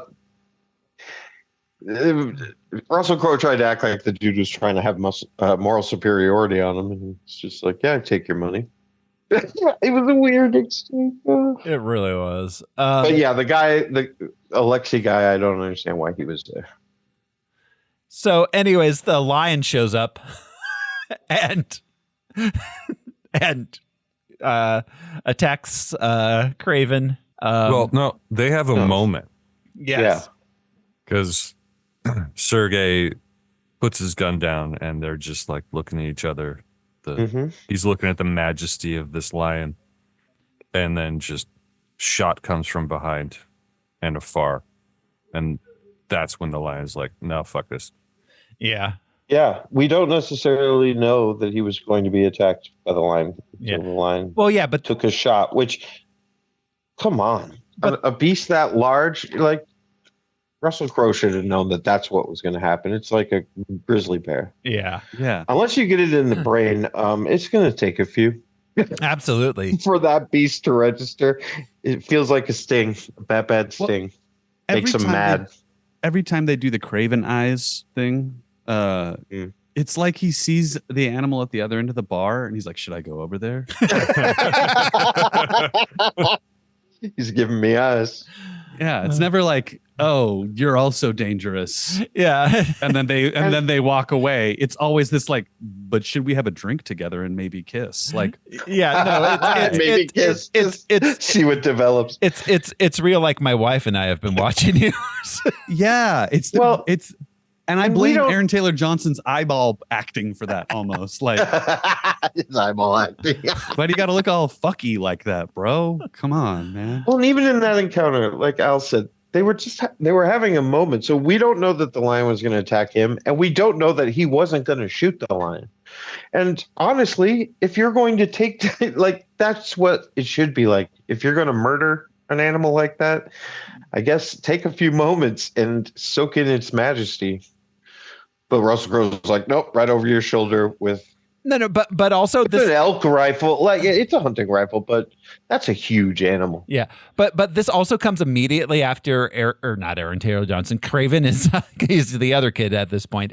Kraven is telling his brother like we shouldn't shoot them. We should take them on their own terms and everything. And then he sets down the gun and the lion attacks him. And I have to think he was thinking, no, never mind. Fighting them on their own terms is terrible. Yeah, we're not evenly matched. What was I thinking? My intelligence and cunning is no match for his claws and teeth. There are ways to make this shit work. People have done this in movies before where like you connect with the whatever or you get attacked by whatever. This was just like Ghost in the Darkness. I feel like this movie, Ghost in the Darkness for real. Yeah. And like The Revenant and things like that too have their bear. Oh, The attacks. Revenant, like so much, This movie is like little slices of every other movie that does a thing that they've seen happen in a movie before. It's not like a reinterpretation of those ideas in this narrative. Yeah. It's just like, well, in Deadpool there was a car chase and they fought in and out of that car. Like, oh, this lion scene, it's just, I don't know. Every scene in this movie does not feel like something new or exciting or interesting. Nothing. No, there is just nothing. It feels like AI. Yeah, there is nothing new in this movie. So anyways, the lion grabs him. He's like, I got to go find that little girl with the serum and takes him directly to her. And I'm sorry, they have an insultingly ripped off Gladiator moment of like the hand over the weeds. You know what I mean? The Spaniard is always traveling and pretending he's got his hands in his wheat. It was the same kind of thing. You saw Kraven's hands go over the grassland. I don't know. If only they'd had having Gladiator in the movie. Right. Exactly. That's what I mean. Like every creative element of this movie is just aped from something else completely. Like, that was just, it was literally the same shot, except this character was face down. Whereas Gladiator's on his back, but the hand touching the grass. Oh, so cinematic.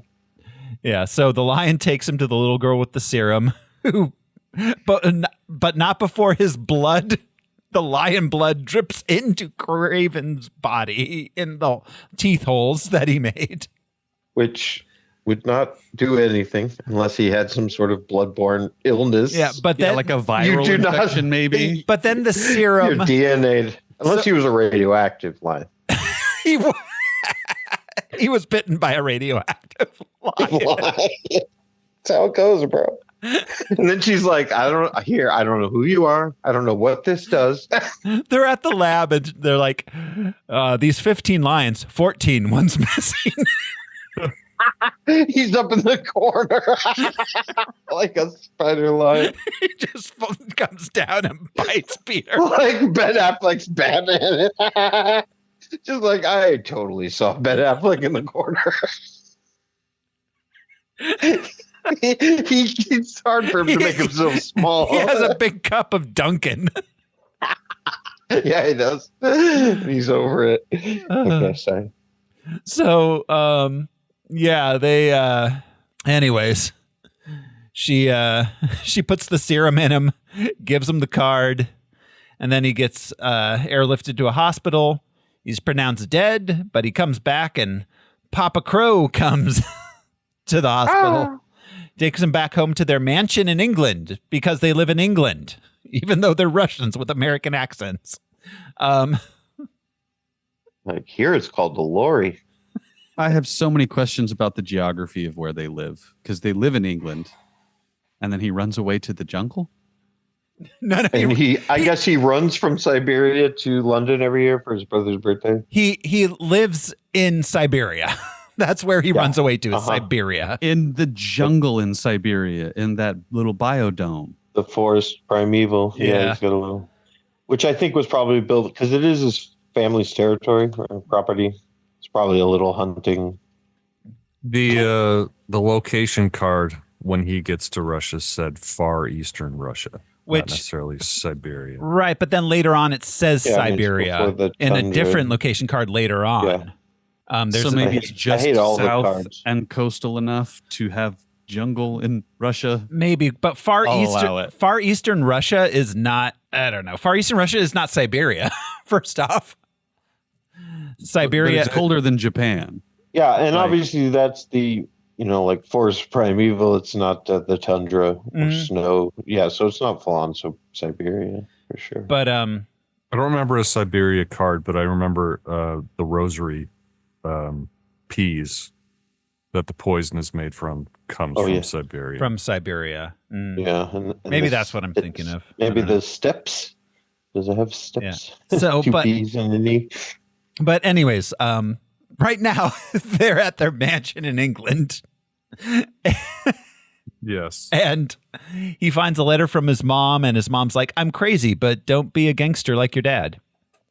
He's also crazy. Yeah, in a different way. Or actually opposite. He's not crazy, which makes him evil. Yeah. So then he finds out that his dad killed the lion. Kraven gets all mad and sees a CGI hawk.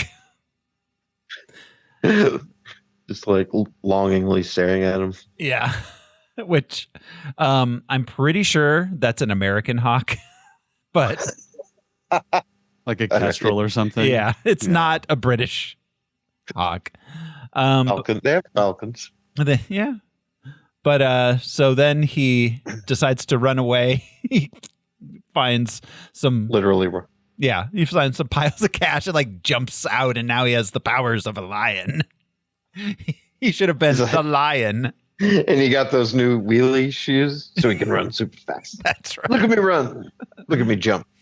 So he goes back to Russia at the sanctuary, where he finds a herd of, I want to be very clear on this because I Googled it. I looked it up.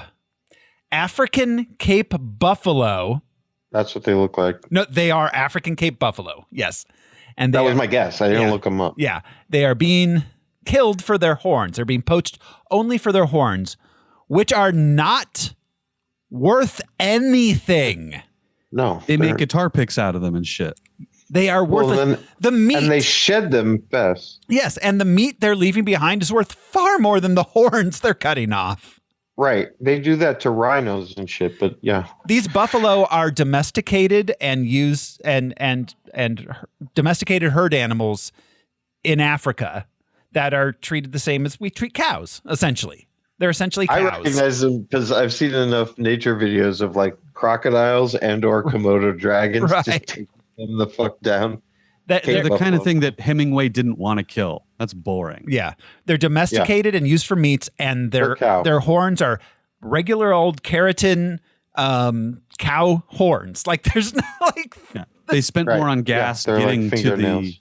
to the field to kill them than they did selling the horns. And And like Thoreau said, there's no black market. They're not used in food. Yeah. They're not considered aphrodisiacs. They're not valuable in it like ivory. And again, they have no versatility. These are wild herds of African buffalo in eastern Russia. Well, it was an animal sanctuary, so they might have shipped them in. Oh, again, like Thoreau said, they're meat animals. They're domesticated herd animals.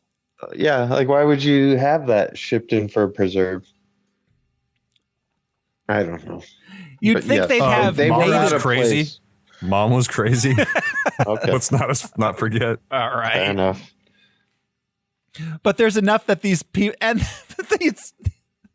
these poachers are going to spend tens of thousands of dollars to get these worthless horns from eastern Russia. They're closer if they just went to Africa.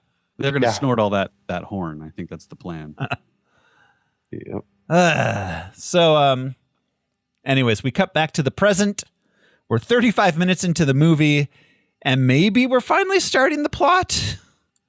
Joke's on you. We're not. Kraven arrives home from the prison killing. Still isn't wearing a shirt. He finds some more poachers killing some buffalo again. And it's like, guys, this is not... these horns aren't worth anything. Stop. So he kills the poachers, goes to London, where he finds the rich mob business guy who is apparently losing so much money making his office African Cape Buffalo themed. It's like trying to use oil to control the coffee market. Exactly. Seriously. Oh my God. He kills the poacher guy who shows up, and then he has a list of all the other bad guys that are doing other bad guy stuff in a bad guy book. I wish that this took up as much time as his origin story took up. And I don't want them together to take up as much time. I just think you sacrifice one for the other because we don't need 30 minutes of him being carried by a lion and fed some stuff. We get it. He's magical hunter man. It's in the title of the movie, The Hunter. But like he could have had a connection with animals and communed with them like Tarzan or something. That would have been fun.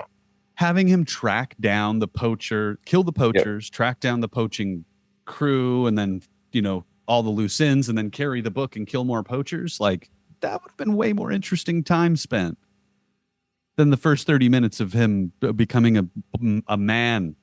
Of a kid who's not Aaron Taylor Johnson becoming a lion boy. Yeah. Like the first kill thing was interesting, but damn, this is the action movie part of this. The rest of that's the comic book movie part that doesn't work. Yeah, even the action movie part doesn't work though. Yeah. But I mean, him shooting the guy with the crossbow from the desk and then the door closing and revealing the other guy's dead behind it's like, that's cool. That's action hero stuff. There's individual moments sprinkled throughout that have been fine. A spin turn reveal. But it should have been the culmination of a bunch of scenes of that, not just I shot some guys and now I'm in London and I'm shooting that guy that was just in Russia. What? Yeah. So he took down the license plate number. Yeah, that's how we found him. He used his lion vision to get the license plate number and then called the DMV, I guess. Yeah, used his lion's ability to remember the numbers. No, that's the elephant ability.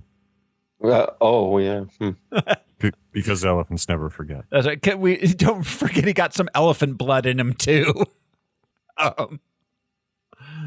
So then the elephant blood was in the lion. That's right. The lion ate the elephant and then bled into him. So by the transitive properties, he's part elephant. So then we catch up with Calypso. She is an American accented adult living in Britain. She's a lawyer. she's given a eulogy at a funeral because her friend, who's a politician, was killed because there's, I don't know, gangsters are killing politicians or something. There's this weird background thing going on that never really connects or makes sense or is there for any real purpose other than to give Calypso some sort of motivation for helping Kraven. Which could have been revealed while he's tracking down oligarchs that were poaching or something. Her mentor, Samantha, was killed by Chorney's gang, which just so happens to be the dude that Kraven just took out in prison. Who's also, yeah. And he didn't do it for her. No, but he somehow knows. I think he did do it for her. I think that's how he got on that trail originally, because that's the first thing we saw him do in the movie. All we can do is guess, because this fucking movie didn't tell us. No. It told us a lot of stuff, just not shit we wanted. Just nothing useful. Yeah. So, at the funeral, no one tells him about the invention of umbrellas. So he just stands in the rain talking to her. Because lion technology didn't get that part. Stopped at spears and daggers. That's right. That's his the dog power that he has. Is he needs to stand out in the rain and get wet and smell. He wants to confront the rain in its own terms. No weapons, no umbrellas. So,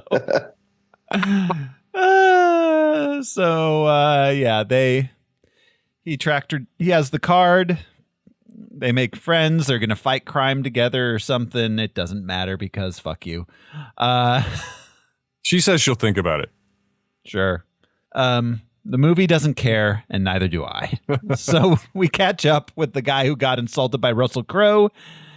And now he has a little backpack, and he's a rhino. He has a little backpack. He's going to be an organized crime guy. He kills some other organized crime guys so he can be the big organized crime guy. And he makes the guy that looks like a cross between Jon Snow and Ringo in his Let It Be era,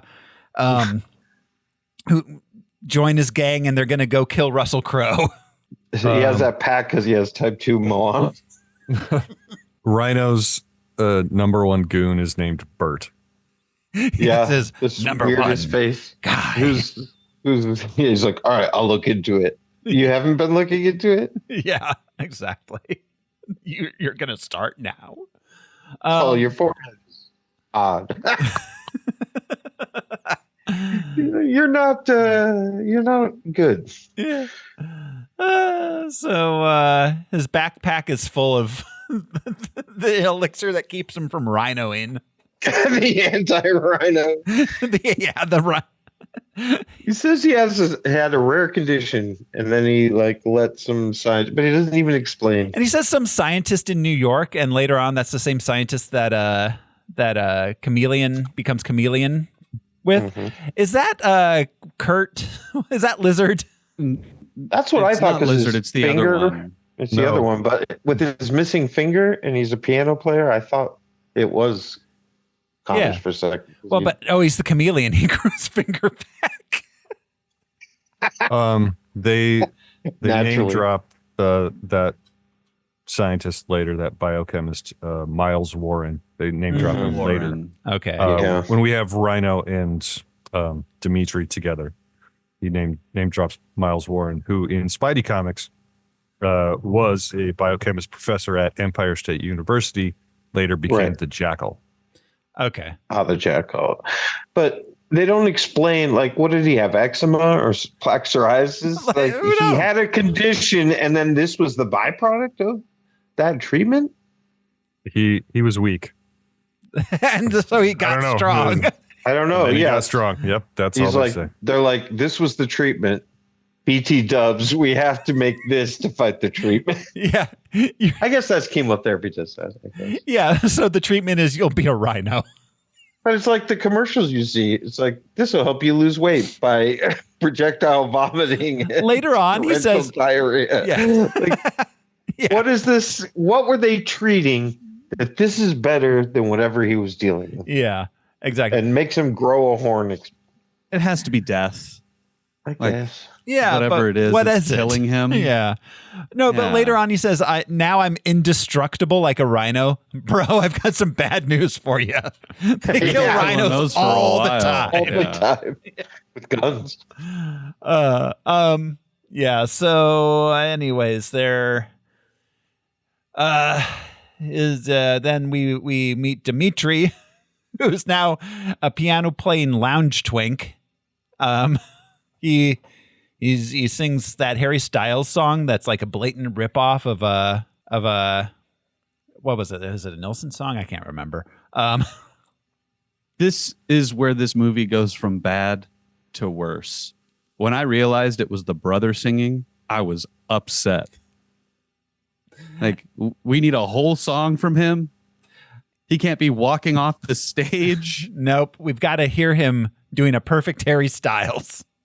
And then a perfect Tubby Bennett. That's right. So yeah, his bit is And that then Ozzy, he does Ozzy later. he does Ozzy. Yeah, his bit is that he can sing like anybody. He can sound like anyone. Like he's some sort of changing animal who can mimic his surroundings. Yeah. An impression. So his dad's there. The African chameleon is known for its mimicry of bird calls. That's true. they won't shut up, chameleons. So anyways, Daddy Crow is there. They own the club together. And Rhino's guys show up and they try to kill Russell Crowe, but he survives, though he gets real mad at his piano twink son. Then the Rhino gets the security footage from the prison, and he finds out that Kraven is Kraven off. real nom de plume there, Kraven. You what? Real Wait, secret what? identity there. Yeah. You're telling me that Mike was Michael all along? Right. Exactly. Be like, wait a minute. That's like if Peter Parker wasn't Spider-Man, if he was Park. Or Peter Spider-Man. Peter Super Kent. Peter Park You know? Spider. So dumb. So yeah.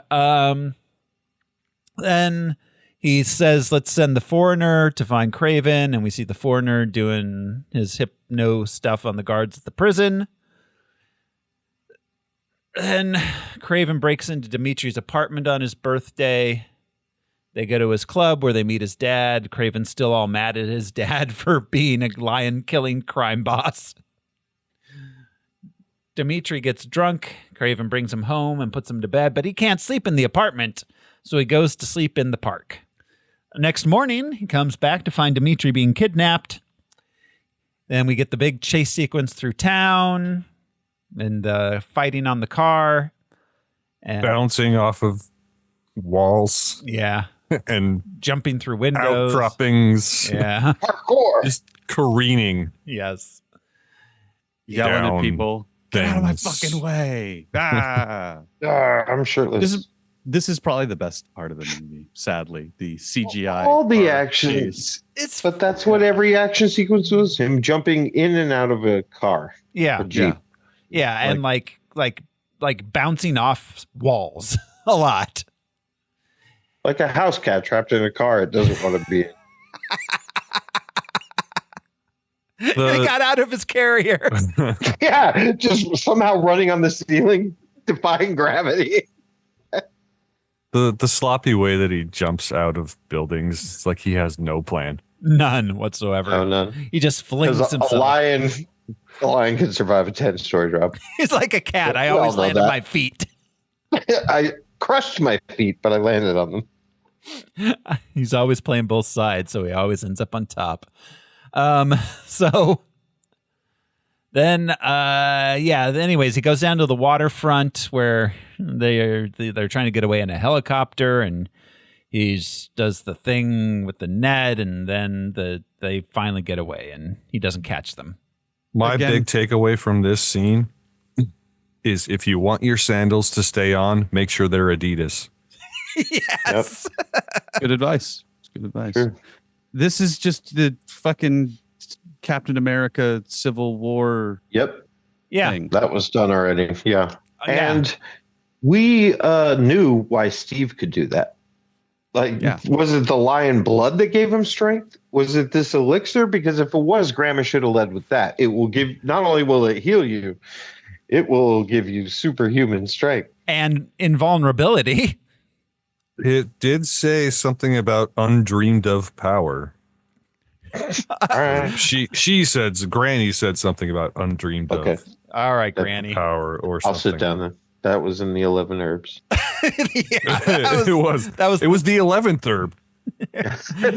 Lowry's seasoning. The 10th herb, bay leaves. Bay leaves gives you undreamt of power. But if you leave it in, it spoils the whole thing. That's right. You've got to get it out of the pot before you serve it. You don't want to bite into that. Yeah. He like, Grandma, I can imagine some incredible power. yeah. Kraven goes to Calypso, tells her about the kidnapping. She agrees to help find Dimitri. He goes to visit his dad, who got a little finger present. I love that he goes back to her office building just soaking wet, like, they kidnapped my brother. Like, damn, I'm glad all that happened here. Because that would have added so much travel time. Because he was right there at the water by the building? I guess, yeah. Yeah, he's still wet. How big and small is this planet? Yes, it is the answer. How fucked up is it to cut off a piano player's finger? Like, at least go Lebowski and go with the toe. Yeah. Yeah. But yeah. Like, he's like, sorry, collateral damage. I'm like, motherfucker, that's my job. Yeah. I play the piano. I take my balls. I don't need them. Anyways. Because I'm a chameleon. I'm clearly not using them. Yeah. Clearly not. Then he goes, his dad's not going to pay the ransom. Then Calypso meets some shady guys and finds out the identity of the kidnappers, get the info to Kraven, but the foreigner's there and he's doing foreigner stuff. And I love that Alexei makes it clear that they are going to kill this, that they weren't going to kill the guy either way. They really did want to get paid. Russell Crowe's like, he's dead either way. That's an odd, an odd approach. Yeah. So then, let's see. Kraven shows up to their Turkish castle and does a full-on solid snake stealth mission through the halls. Hall fights. He even does the thing where he like sneaks behind the guards. I was waiting for him to like go up and like do the hug and take him down and put him in the corner. How do you not smell that sweaty bohunk coming? For real, though. Yeah. He's been peeing on himself this whole movie, too. That's a pheromone. Yeah. He should have gotten in a cardboard box. Yes. He just snuck around. That's how you defeat him. But yeah. In the Amazon box.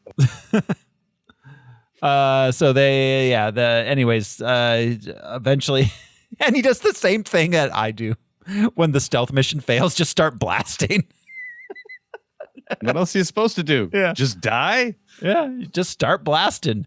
So there's a big fight, and then the building blows up, and the rocks fall down. Dimitri's goes somewhere else, and then the guy that looks like Jon Snow dies in the rock slide, but Kraven's fine. He's killed us both now. I'm glad that I had time to even consider talking to you as the walls of the castle come fucking flying down. Yeah. Kraven's under a lot of very heavy rubble. He's like, again, like the indestructibility of a rhino. Yeah. Lions. The ability. Lions can't be crushed by rocks. Everyone knows that. It's Lions 101, bro. So then Dimitri meets Rhino, who tells him that his brother is Kraven the Hunter. And he's like, my brother, Alexei Kravinoff, is Kraven the Hunter? It's a really common name. Figured there was another Are you Kraven telling living me? in the Siberian jungle. Yeah. He proposes that they form an alliance to overthrow his dad. Kraven calls Calypso to warn her she's in danger. She says, there's some men who don't look like they belong here. I was like, how so? They're in a law office wearing suits. What about them doesn't look like they belong there? Yeah, racist. So yeah, she runs away, meets up with Kraven.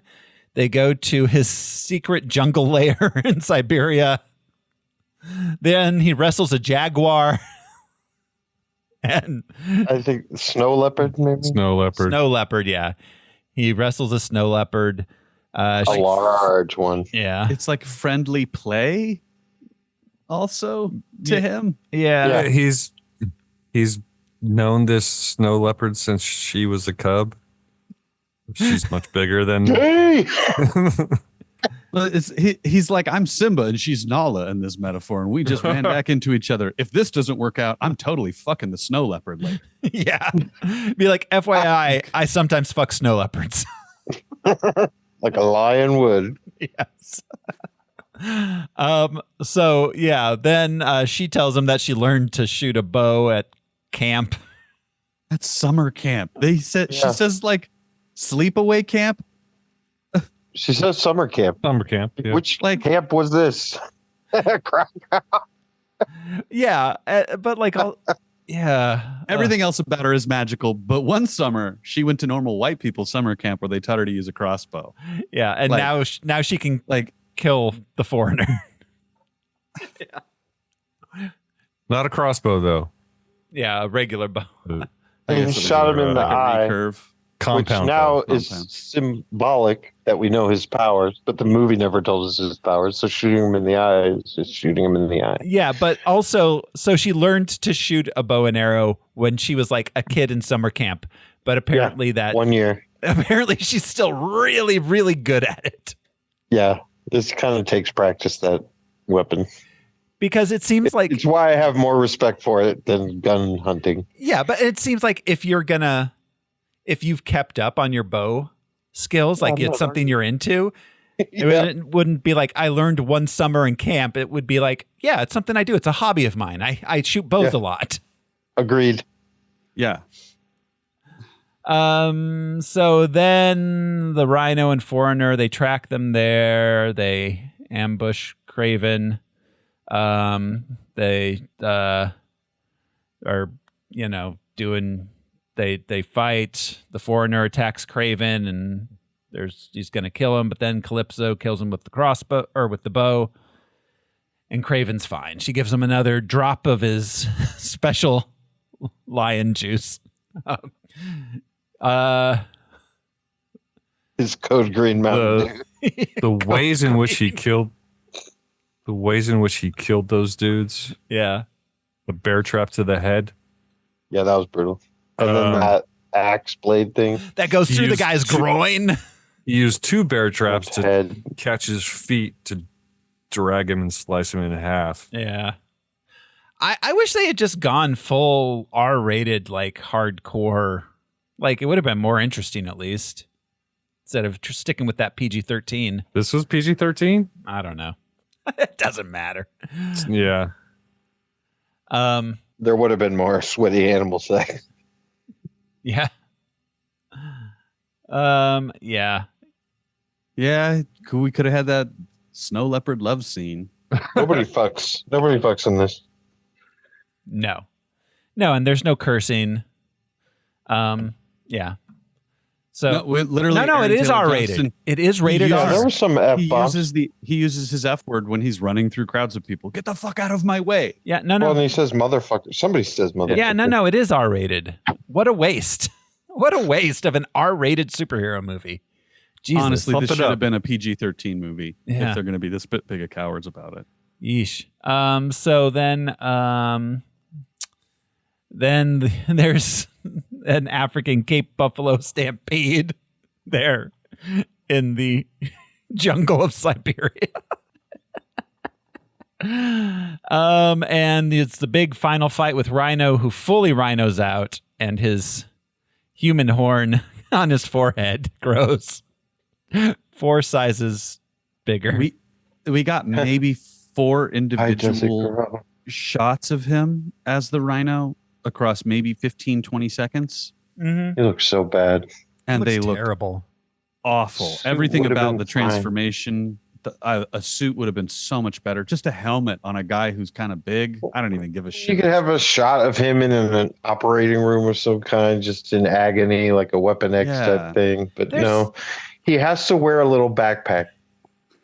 Wears a little backpack with a little stent in him. With a because little he needs port, a that's weekness. how he- Yeah. yeah. His a port. His insulin port. Well, it's his Achilles hole. It's his fucking thermal exhaust port. I got one of those. Exactly. Don't come near it. It's not much bigger than 2 meters. And by the end of the movie, it might as well be fucking 2 meters big because he's just Achilles hole poking it with sticks. Also, if you realize that, like, oh, he'd be putting his fingers in it and stuff, you know, because he's trying to kill him. Yeah. Yeah. Introduced. But you know what else is holes? Mouth, nose, eyes, ears. Seriously. And rhinos aren't indestructible. Yeah. They. Let's see. Calypso. Anyways, he kills the rhino, and now everything's fine. Then he goes and visits his dad, who's bear hunting. Finds out that his dad was behind stuff. It doesn't matter. He just wanted Kraven to kill off his competition. Well, and he gives his dad what he wanted. He's like, I know you won't hug me like a bear. Maybe shake my hand. He's like, I got a bear hug for you, Dad. Because I've been holding this anger in this whole movie. God, I hate this movie so much, you guys. My friend the bear has been waiting for this. My friend, the bear's just standing off to the side waiting for his cue. He's like, just tell me when, Kraven. Yeah. Kraven's like, once I get like 10 paces from the campsite. All right, you got it. He's like, I don't want to step on your moment. Give my dad enough time to realize there are no bullets anywhere. Yeah. Thank you, bear. And the bear's like, you know it. He's like, I got you, bro. He's like, the snow leopard's my homie too. The bullets in that gun weigh like a fucking half a pound. They are massive bullets. They're bigger than the bullets he was using on the lion. Like, you would know that gun is empty. If you picked it up, you'd be like, oh, shit, I don't even need to open it up. Where's my other gun? So anyways, the bear kills him. And then we cut to a year later. Kraven visits Dimitri, who's still a piano twink, but now is the crime boss piano twink. Yep, now he rules the roost. And he turns into Aaron Taylor Johnson on that little tiny body with that big head. That big head's such a weird body. That is the funniest scene in the whole movie. Is his little body and big ass head. Yeah. I realize this movie is just what Donald Trump Jr. thinks of himself. Yeah. His big game hunting, smuggling fucking animals in. Probably. Yeah. So, then that's it. Dimitri, blah, blah, blah, walks out. They show the chameleon face, the featureless. They do, yeah. Which that should was have been cool like an hour ago. Mm-hmm. Yeah. You should have been the... Oh, it was, they're waiting for the sequel. Yeah. Still Kraven. Yeah. It should have been his brother his brother tricked him into killing his dad. It was always his dad that was on the phone with all these people or something. Or the chameleon was everybody except the rhino. Yeah. Yeah. Like, or something. Because instead it's like, oh, or I have powers too. You know? I got him. Bart Simpson. What's better than nothing? Yeah. Anything. I got these powers off screen in the last 5 minutes of the movie. And Dima's actually pissed at Sergey for killing Dad. Just like, you're no different. You're just another man hunting for a trophy. Yeah. Yeah, you think you're righteous. But all in all, we're just another brick in the wall. Imagine me and you. I feel like chicken. God, that should have been the credits roll. From adaptation. Yeah, exactly. Oh, God, yeah. Imagine you. we didn't mention the ear flick all the way through, but this is the scene where Dima finally gives Sergei the ear flick. Like, go home. Dad left something for you. Yeah. Gotcha. And at home, he finds a note from his dad along with his lion mane vest, which he puts on and sits in the chair dramatically. It's like, in case you kill me one day. Yeah. That head on the wall that you didn't like, I turned it into a vest for you. Yep. How would you like to wear it? Yeah. This thing that filled you with so much disgust that you ran away from home and became Kraven the Hunter. You want to wear it? What would be better is if he had made it out of his mom. Oh my God. Don't you want to wear? Don't you want to wear your dead mom? You loved your dead mom. A mom skin vest. Maybe it's mom lined. So He's smooth. like, now I have the powers of a mom and a lion. He goes to like brunch and then gets doused in paint. Yeah. Because he's leaving the restaurant. Says he has book club, but really they just sit around and drink rosé. That's the movie. There was mercifully no after credit sequence. I didn't even bother. Neither did I. I didn't even think I was about like, it until I you don't said care it if out there loud, is. Thoreau. They're setting up something that's not going to happen anyway. Yeah, no, mercifully there was none. I feel like they probably shot something that was like, never mind, we're not going to make it. My dogs are conditioned to know what credits sound like, because then they know that I'm getting up to probably take them out. So yeah, I was like, fuck their post credits. I'm going to commune with these animals.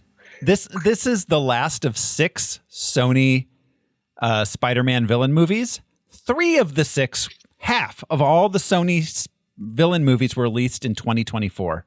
Madam Web, Venom 3, and Kraven all were released in 2024. Half of them. And fairly, we found things in the Venom movies that we liked, but these other ones just like and Madam Web was gloriously terrible. Yeah, it was funny. Yeah, I feel like they realized that they had something real bad on their hands and they had to turn it into something else. And the metamorphosis is what gave us that terrible movie that was entertaining still. And their lead didn't get it any more than we did. Yeah. Their lead had also not only never been in a movie, but never seen a movie before. Never seen one, didn't understand comic book characters. Had never seen a spider. Had never interacted with another human being prior to this. Had never had a soft drink out of a can. I was like, in her life. What is this? Some kind of tube? I'm going to hold it. I'm just going to hold it. Changing hands with it. I don't know what to do with this. This movie didn't have any marketing in it that I can think of. Like any, blatant product placement. I'm sure companies were like, what is it? He's a hunter? I don't like the word hunter. Well, big Cape Buffalo. Vodka in general. Just vodka as a thing. Adidas sandals. The merits of Soviet communism, I guess. Yeah. That was the big product. London office real estate. No, Thoreau's right. It was Big Buffalo that got they got the contract. That's why they're African. We scored the account. Oh God, I don't. Yeah, unanswered questions. So throughout, it was an unanswered question.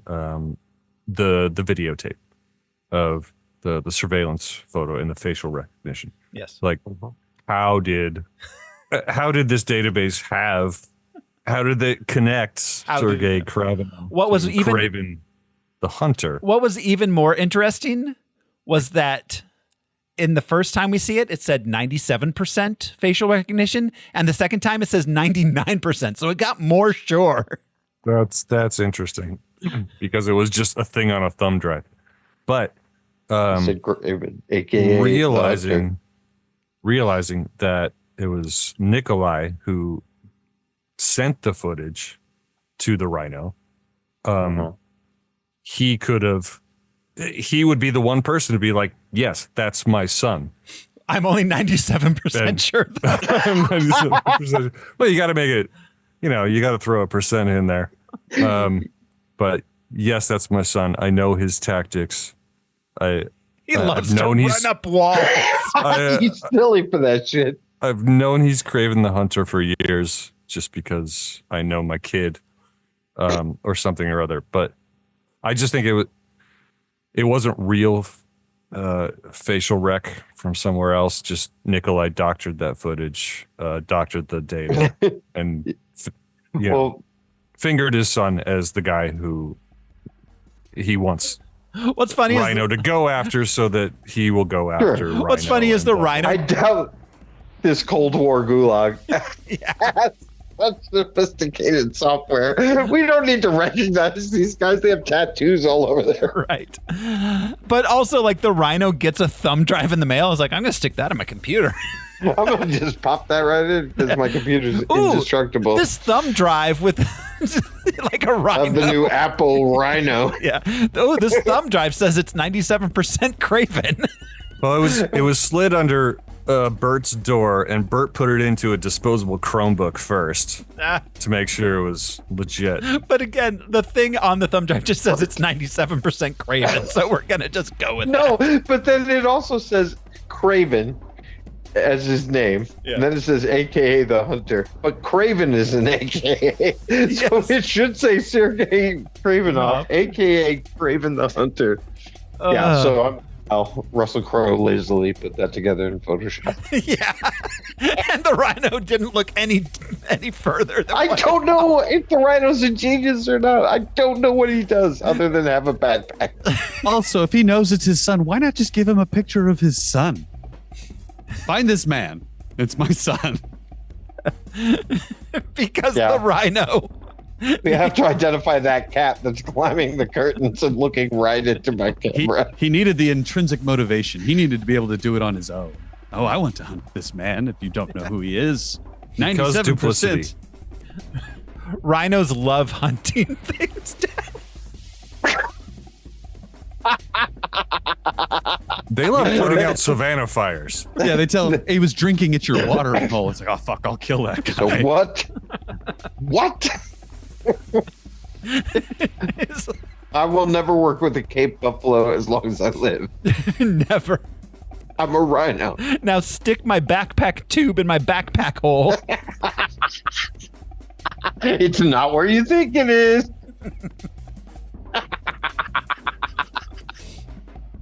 Who thought that was a good character design? Make him wear a backpack with a thing. A little backpack. They had to write that. In no canon is that a thing. Yeah, that was a choice. Yep. Yeah. Like, why isn't he always the rhino? He's got a backpack. He's got a backpack. All right. Cut it. We're ready to go. Everything about it. Yeah, there was nothing good about that. It didn't feel like a real movie. It felt like I said, AI chat. Yeah. Like you didn't give it access to even a script. It just saw a couple of movies that like were poorly received in the early 2000s and made a movie from that. Yeah. Yeah. He's a hunter. He's a hunter. He's a hunter. Fuck you. He's a piano player. Fuck you. Yeah, if everyone's a hunter in this movie except for the brother, what makes Kraven so special? Right. They needs a sequel now. The prompt was a movie about hunters and dads and sons. And the AI bot was like, here you go. Kraven the Hunter and Kraven the piano player. AKA the piano player. Kraven the piano man. He goes, so... You're a Kraven. Wow. So, all right. He's a man. Thumbs and ranking, guys. Josh, thumb. Down. Brian, thumb. Two paws down. Yeah. Down. All the way. I haven't evolved a thumb yet, but when I get it, it's going down. Yeah. Well, it's still the 40s. They didn't have thumbs yet. They didn't yet. Al. They still don't have them down south. Yeah. Al, thumb. I really wanted to like this. And I liked I'm kidding. I liked bits of it. I liked pieces of it. I give it a 47%, which is still a thumbs down. Thumbs down. Not all the way down. 7%. Mostly Still down. Little down. Technically It's a flaccid thumb, but it's a partial. It's a part. It's pointing down. It's a part. Yeah, you've got a partial thumb. And let us rank it. So I'm looking. Let's see. Where do we have Morbius? That's what I'm thinking about. I think it might have been worse than Morbius. That's hard to say. Is Morbius below all It was of our worse. other Spider-Man adjacent movies? Morbius is at 156. All the Venoms should be above that, right? Yeah, that is our lowest spider adjacent movie. I This think is it's worse than Fan-Four-Stick Morbius, levels. but Yeah, Fan Four Stick, Dark Phoenix. Yeah. Like so much potential to make a movie that would have been interesting. But I don't think so. I don't know that there was a lot of potential in this character. Like Raimi could have stuck him in. You're right. Could have been stuck in the Amazing Spider-Man, or No Way Home. But yeah, I don't know if this character is interesting enough. They had to force it with elixirs and lion blood. I think I disliked this more than I disliked Joker Folia do. Really, I didn't. Same here. I think Because at least that had musical Or equal, moments but- that like made me feel something. I don't know. Somebody was doing something. I don't think anyone makes these Sony movies. I'm not sure how they're produced, but I don't think they're made. I had a worse time with Joker than I did with this, but I can't argue this is a better movie than Joker. Folia do. Al. Joker took risks. This Yeah, took a script. yeah. I mean, and Joker at least had Lady Gaga. Al, what are you thinking? Well, it had filmmaking at least.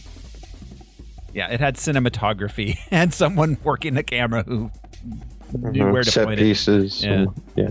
But Al, what are you thinking? I could put it above or below. Volet adieu, either way. So we're But that's a good spot. I Yeah, think. stick it down there. Definitely above Son of the Mask. Fuck. how about that we movie. just stick it right below Joker at 170? Does that work? Yes. Aye. Kraven the Hunter, 170 out of 175 superhero movies. And that is it. We are all caught up on our superhero series. That's until the end of this year, when we'll catch up on our 2025 ones.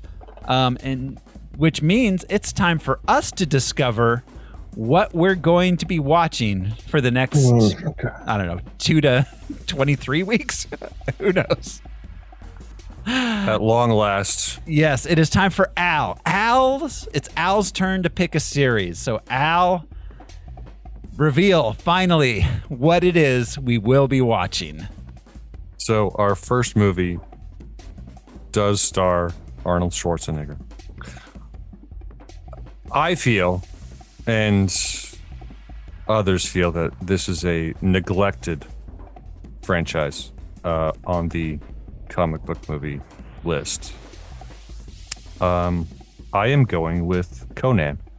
Ooh, Conan. Now, is this just Al? Strike out. Tell us the parameters. Is this just the Arnold Conans, or are we going to be doing the reboots as well?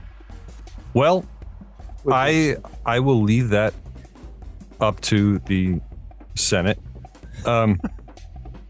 But yes, definitely the Conan the Barbarian, Conan the Destroyer. I want to include Red Sonja, despite the confusing casting of Arnold Schwarzenegger as a different character. Yeah, but it makes sense. But it's part of the same universe, and that movie was a big part of my. These movies were a big part of my childhood. Now, as far as the Jason Momoa Conan, I will leave it to. There's just one, right? There's just one. I may as well. No, they didn't make I thought they made a sequel to that one, didn't they? Even so. Let's see. That would be 5. Let's see. Not bad. The 2011 Conan. I was afraid he was going to say Predator, so I know, and that's why I led with. I know you got me all the way. I was waiting for the psych out. I was waiting for Terminator to worried. happen. When you said Arnold, I was like, oh, he's just teasing us. There's too many Terminator movies too. Yeah, no. There's a lot of those. Let's see. No, it is. Okay, no. There is just the one. So yeah, we might as well do the remake then. Just the. Might as well. Just to see Jason Momoa without a beard. Yeah, 2011 Conan. Okay, so we are doing Conan, the series. For the librarian. So 4 movies. 4 movies. So we've got the Conan the Universe, including Red Sonja. That's right. So all right. So that means next week on Harmless Phosphorescence, we will be watching 1982's John Milius's Conan the Barbarian. Mm-hmm. Followed by, let's see, did Red Sonja come out before or after? I think it came out after Destroyer. Let's see. So, all right, yeah, followed by Conan the Destroyer, Red Sonja, and 2011's Conan. So that's cool. An awesome little series there. Fun. Yeah. I have had a lot of fun teasing Predator. Yeah, you've had me all along. I was just waiting to decide what I was going to do. But yes, I think that I do think that Conan. It's been a long time coming. We haven't visited a lot of fantasy realms. No, this will be fun. Yeah, and when you said Schwarzenegger, I knew I was pretty sure you were, just not. You were teasing Predator for something else, but I thought you were going to go Terminator. Well, when you said comic book, you had me. Then comic book. It was like, okay. So, all right. Well done. So you were like a mystical sorcerer from whatever land. You were like James Earl Jones. Yeah. Yeah, that's right. So next week on Harmless Phosphorescence, we will be watching 1982's Conan the Barbarian. Until then, thanks for hanging out with us, everybody. We appreciate it. This has been one of your hosts, Thoreau Smiley, and I don't trust anyone who doesn't like Tony Bennett. I'm Josh Cece, and I don't have a tagline. There literally were no lines in this movie that the robot wrote that were funny. And I wish I never met you. Kravinoffs might be one of the only lines left in the movie. I wish I'd never Brian met Lesh. Kravinoffs. I think there's an animal in each one of us. I think there's a meerkat in me. I'm Alaric Weber. Went to Like the zoo Richard the other Gere? day. Saw the meerkats. Like Richard Gere. Not inside me. We'll see you next time, everyone. Bye.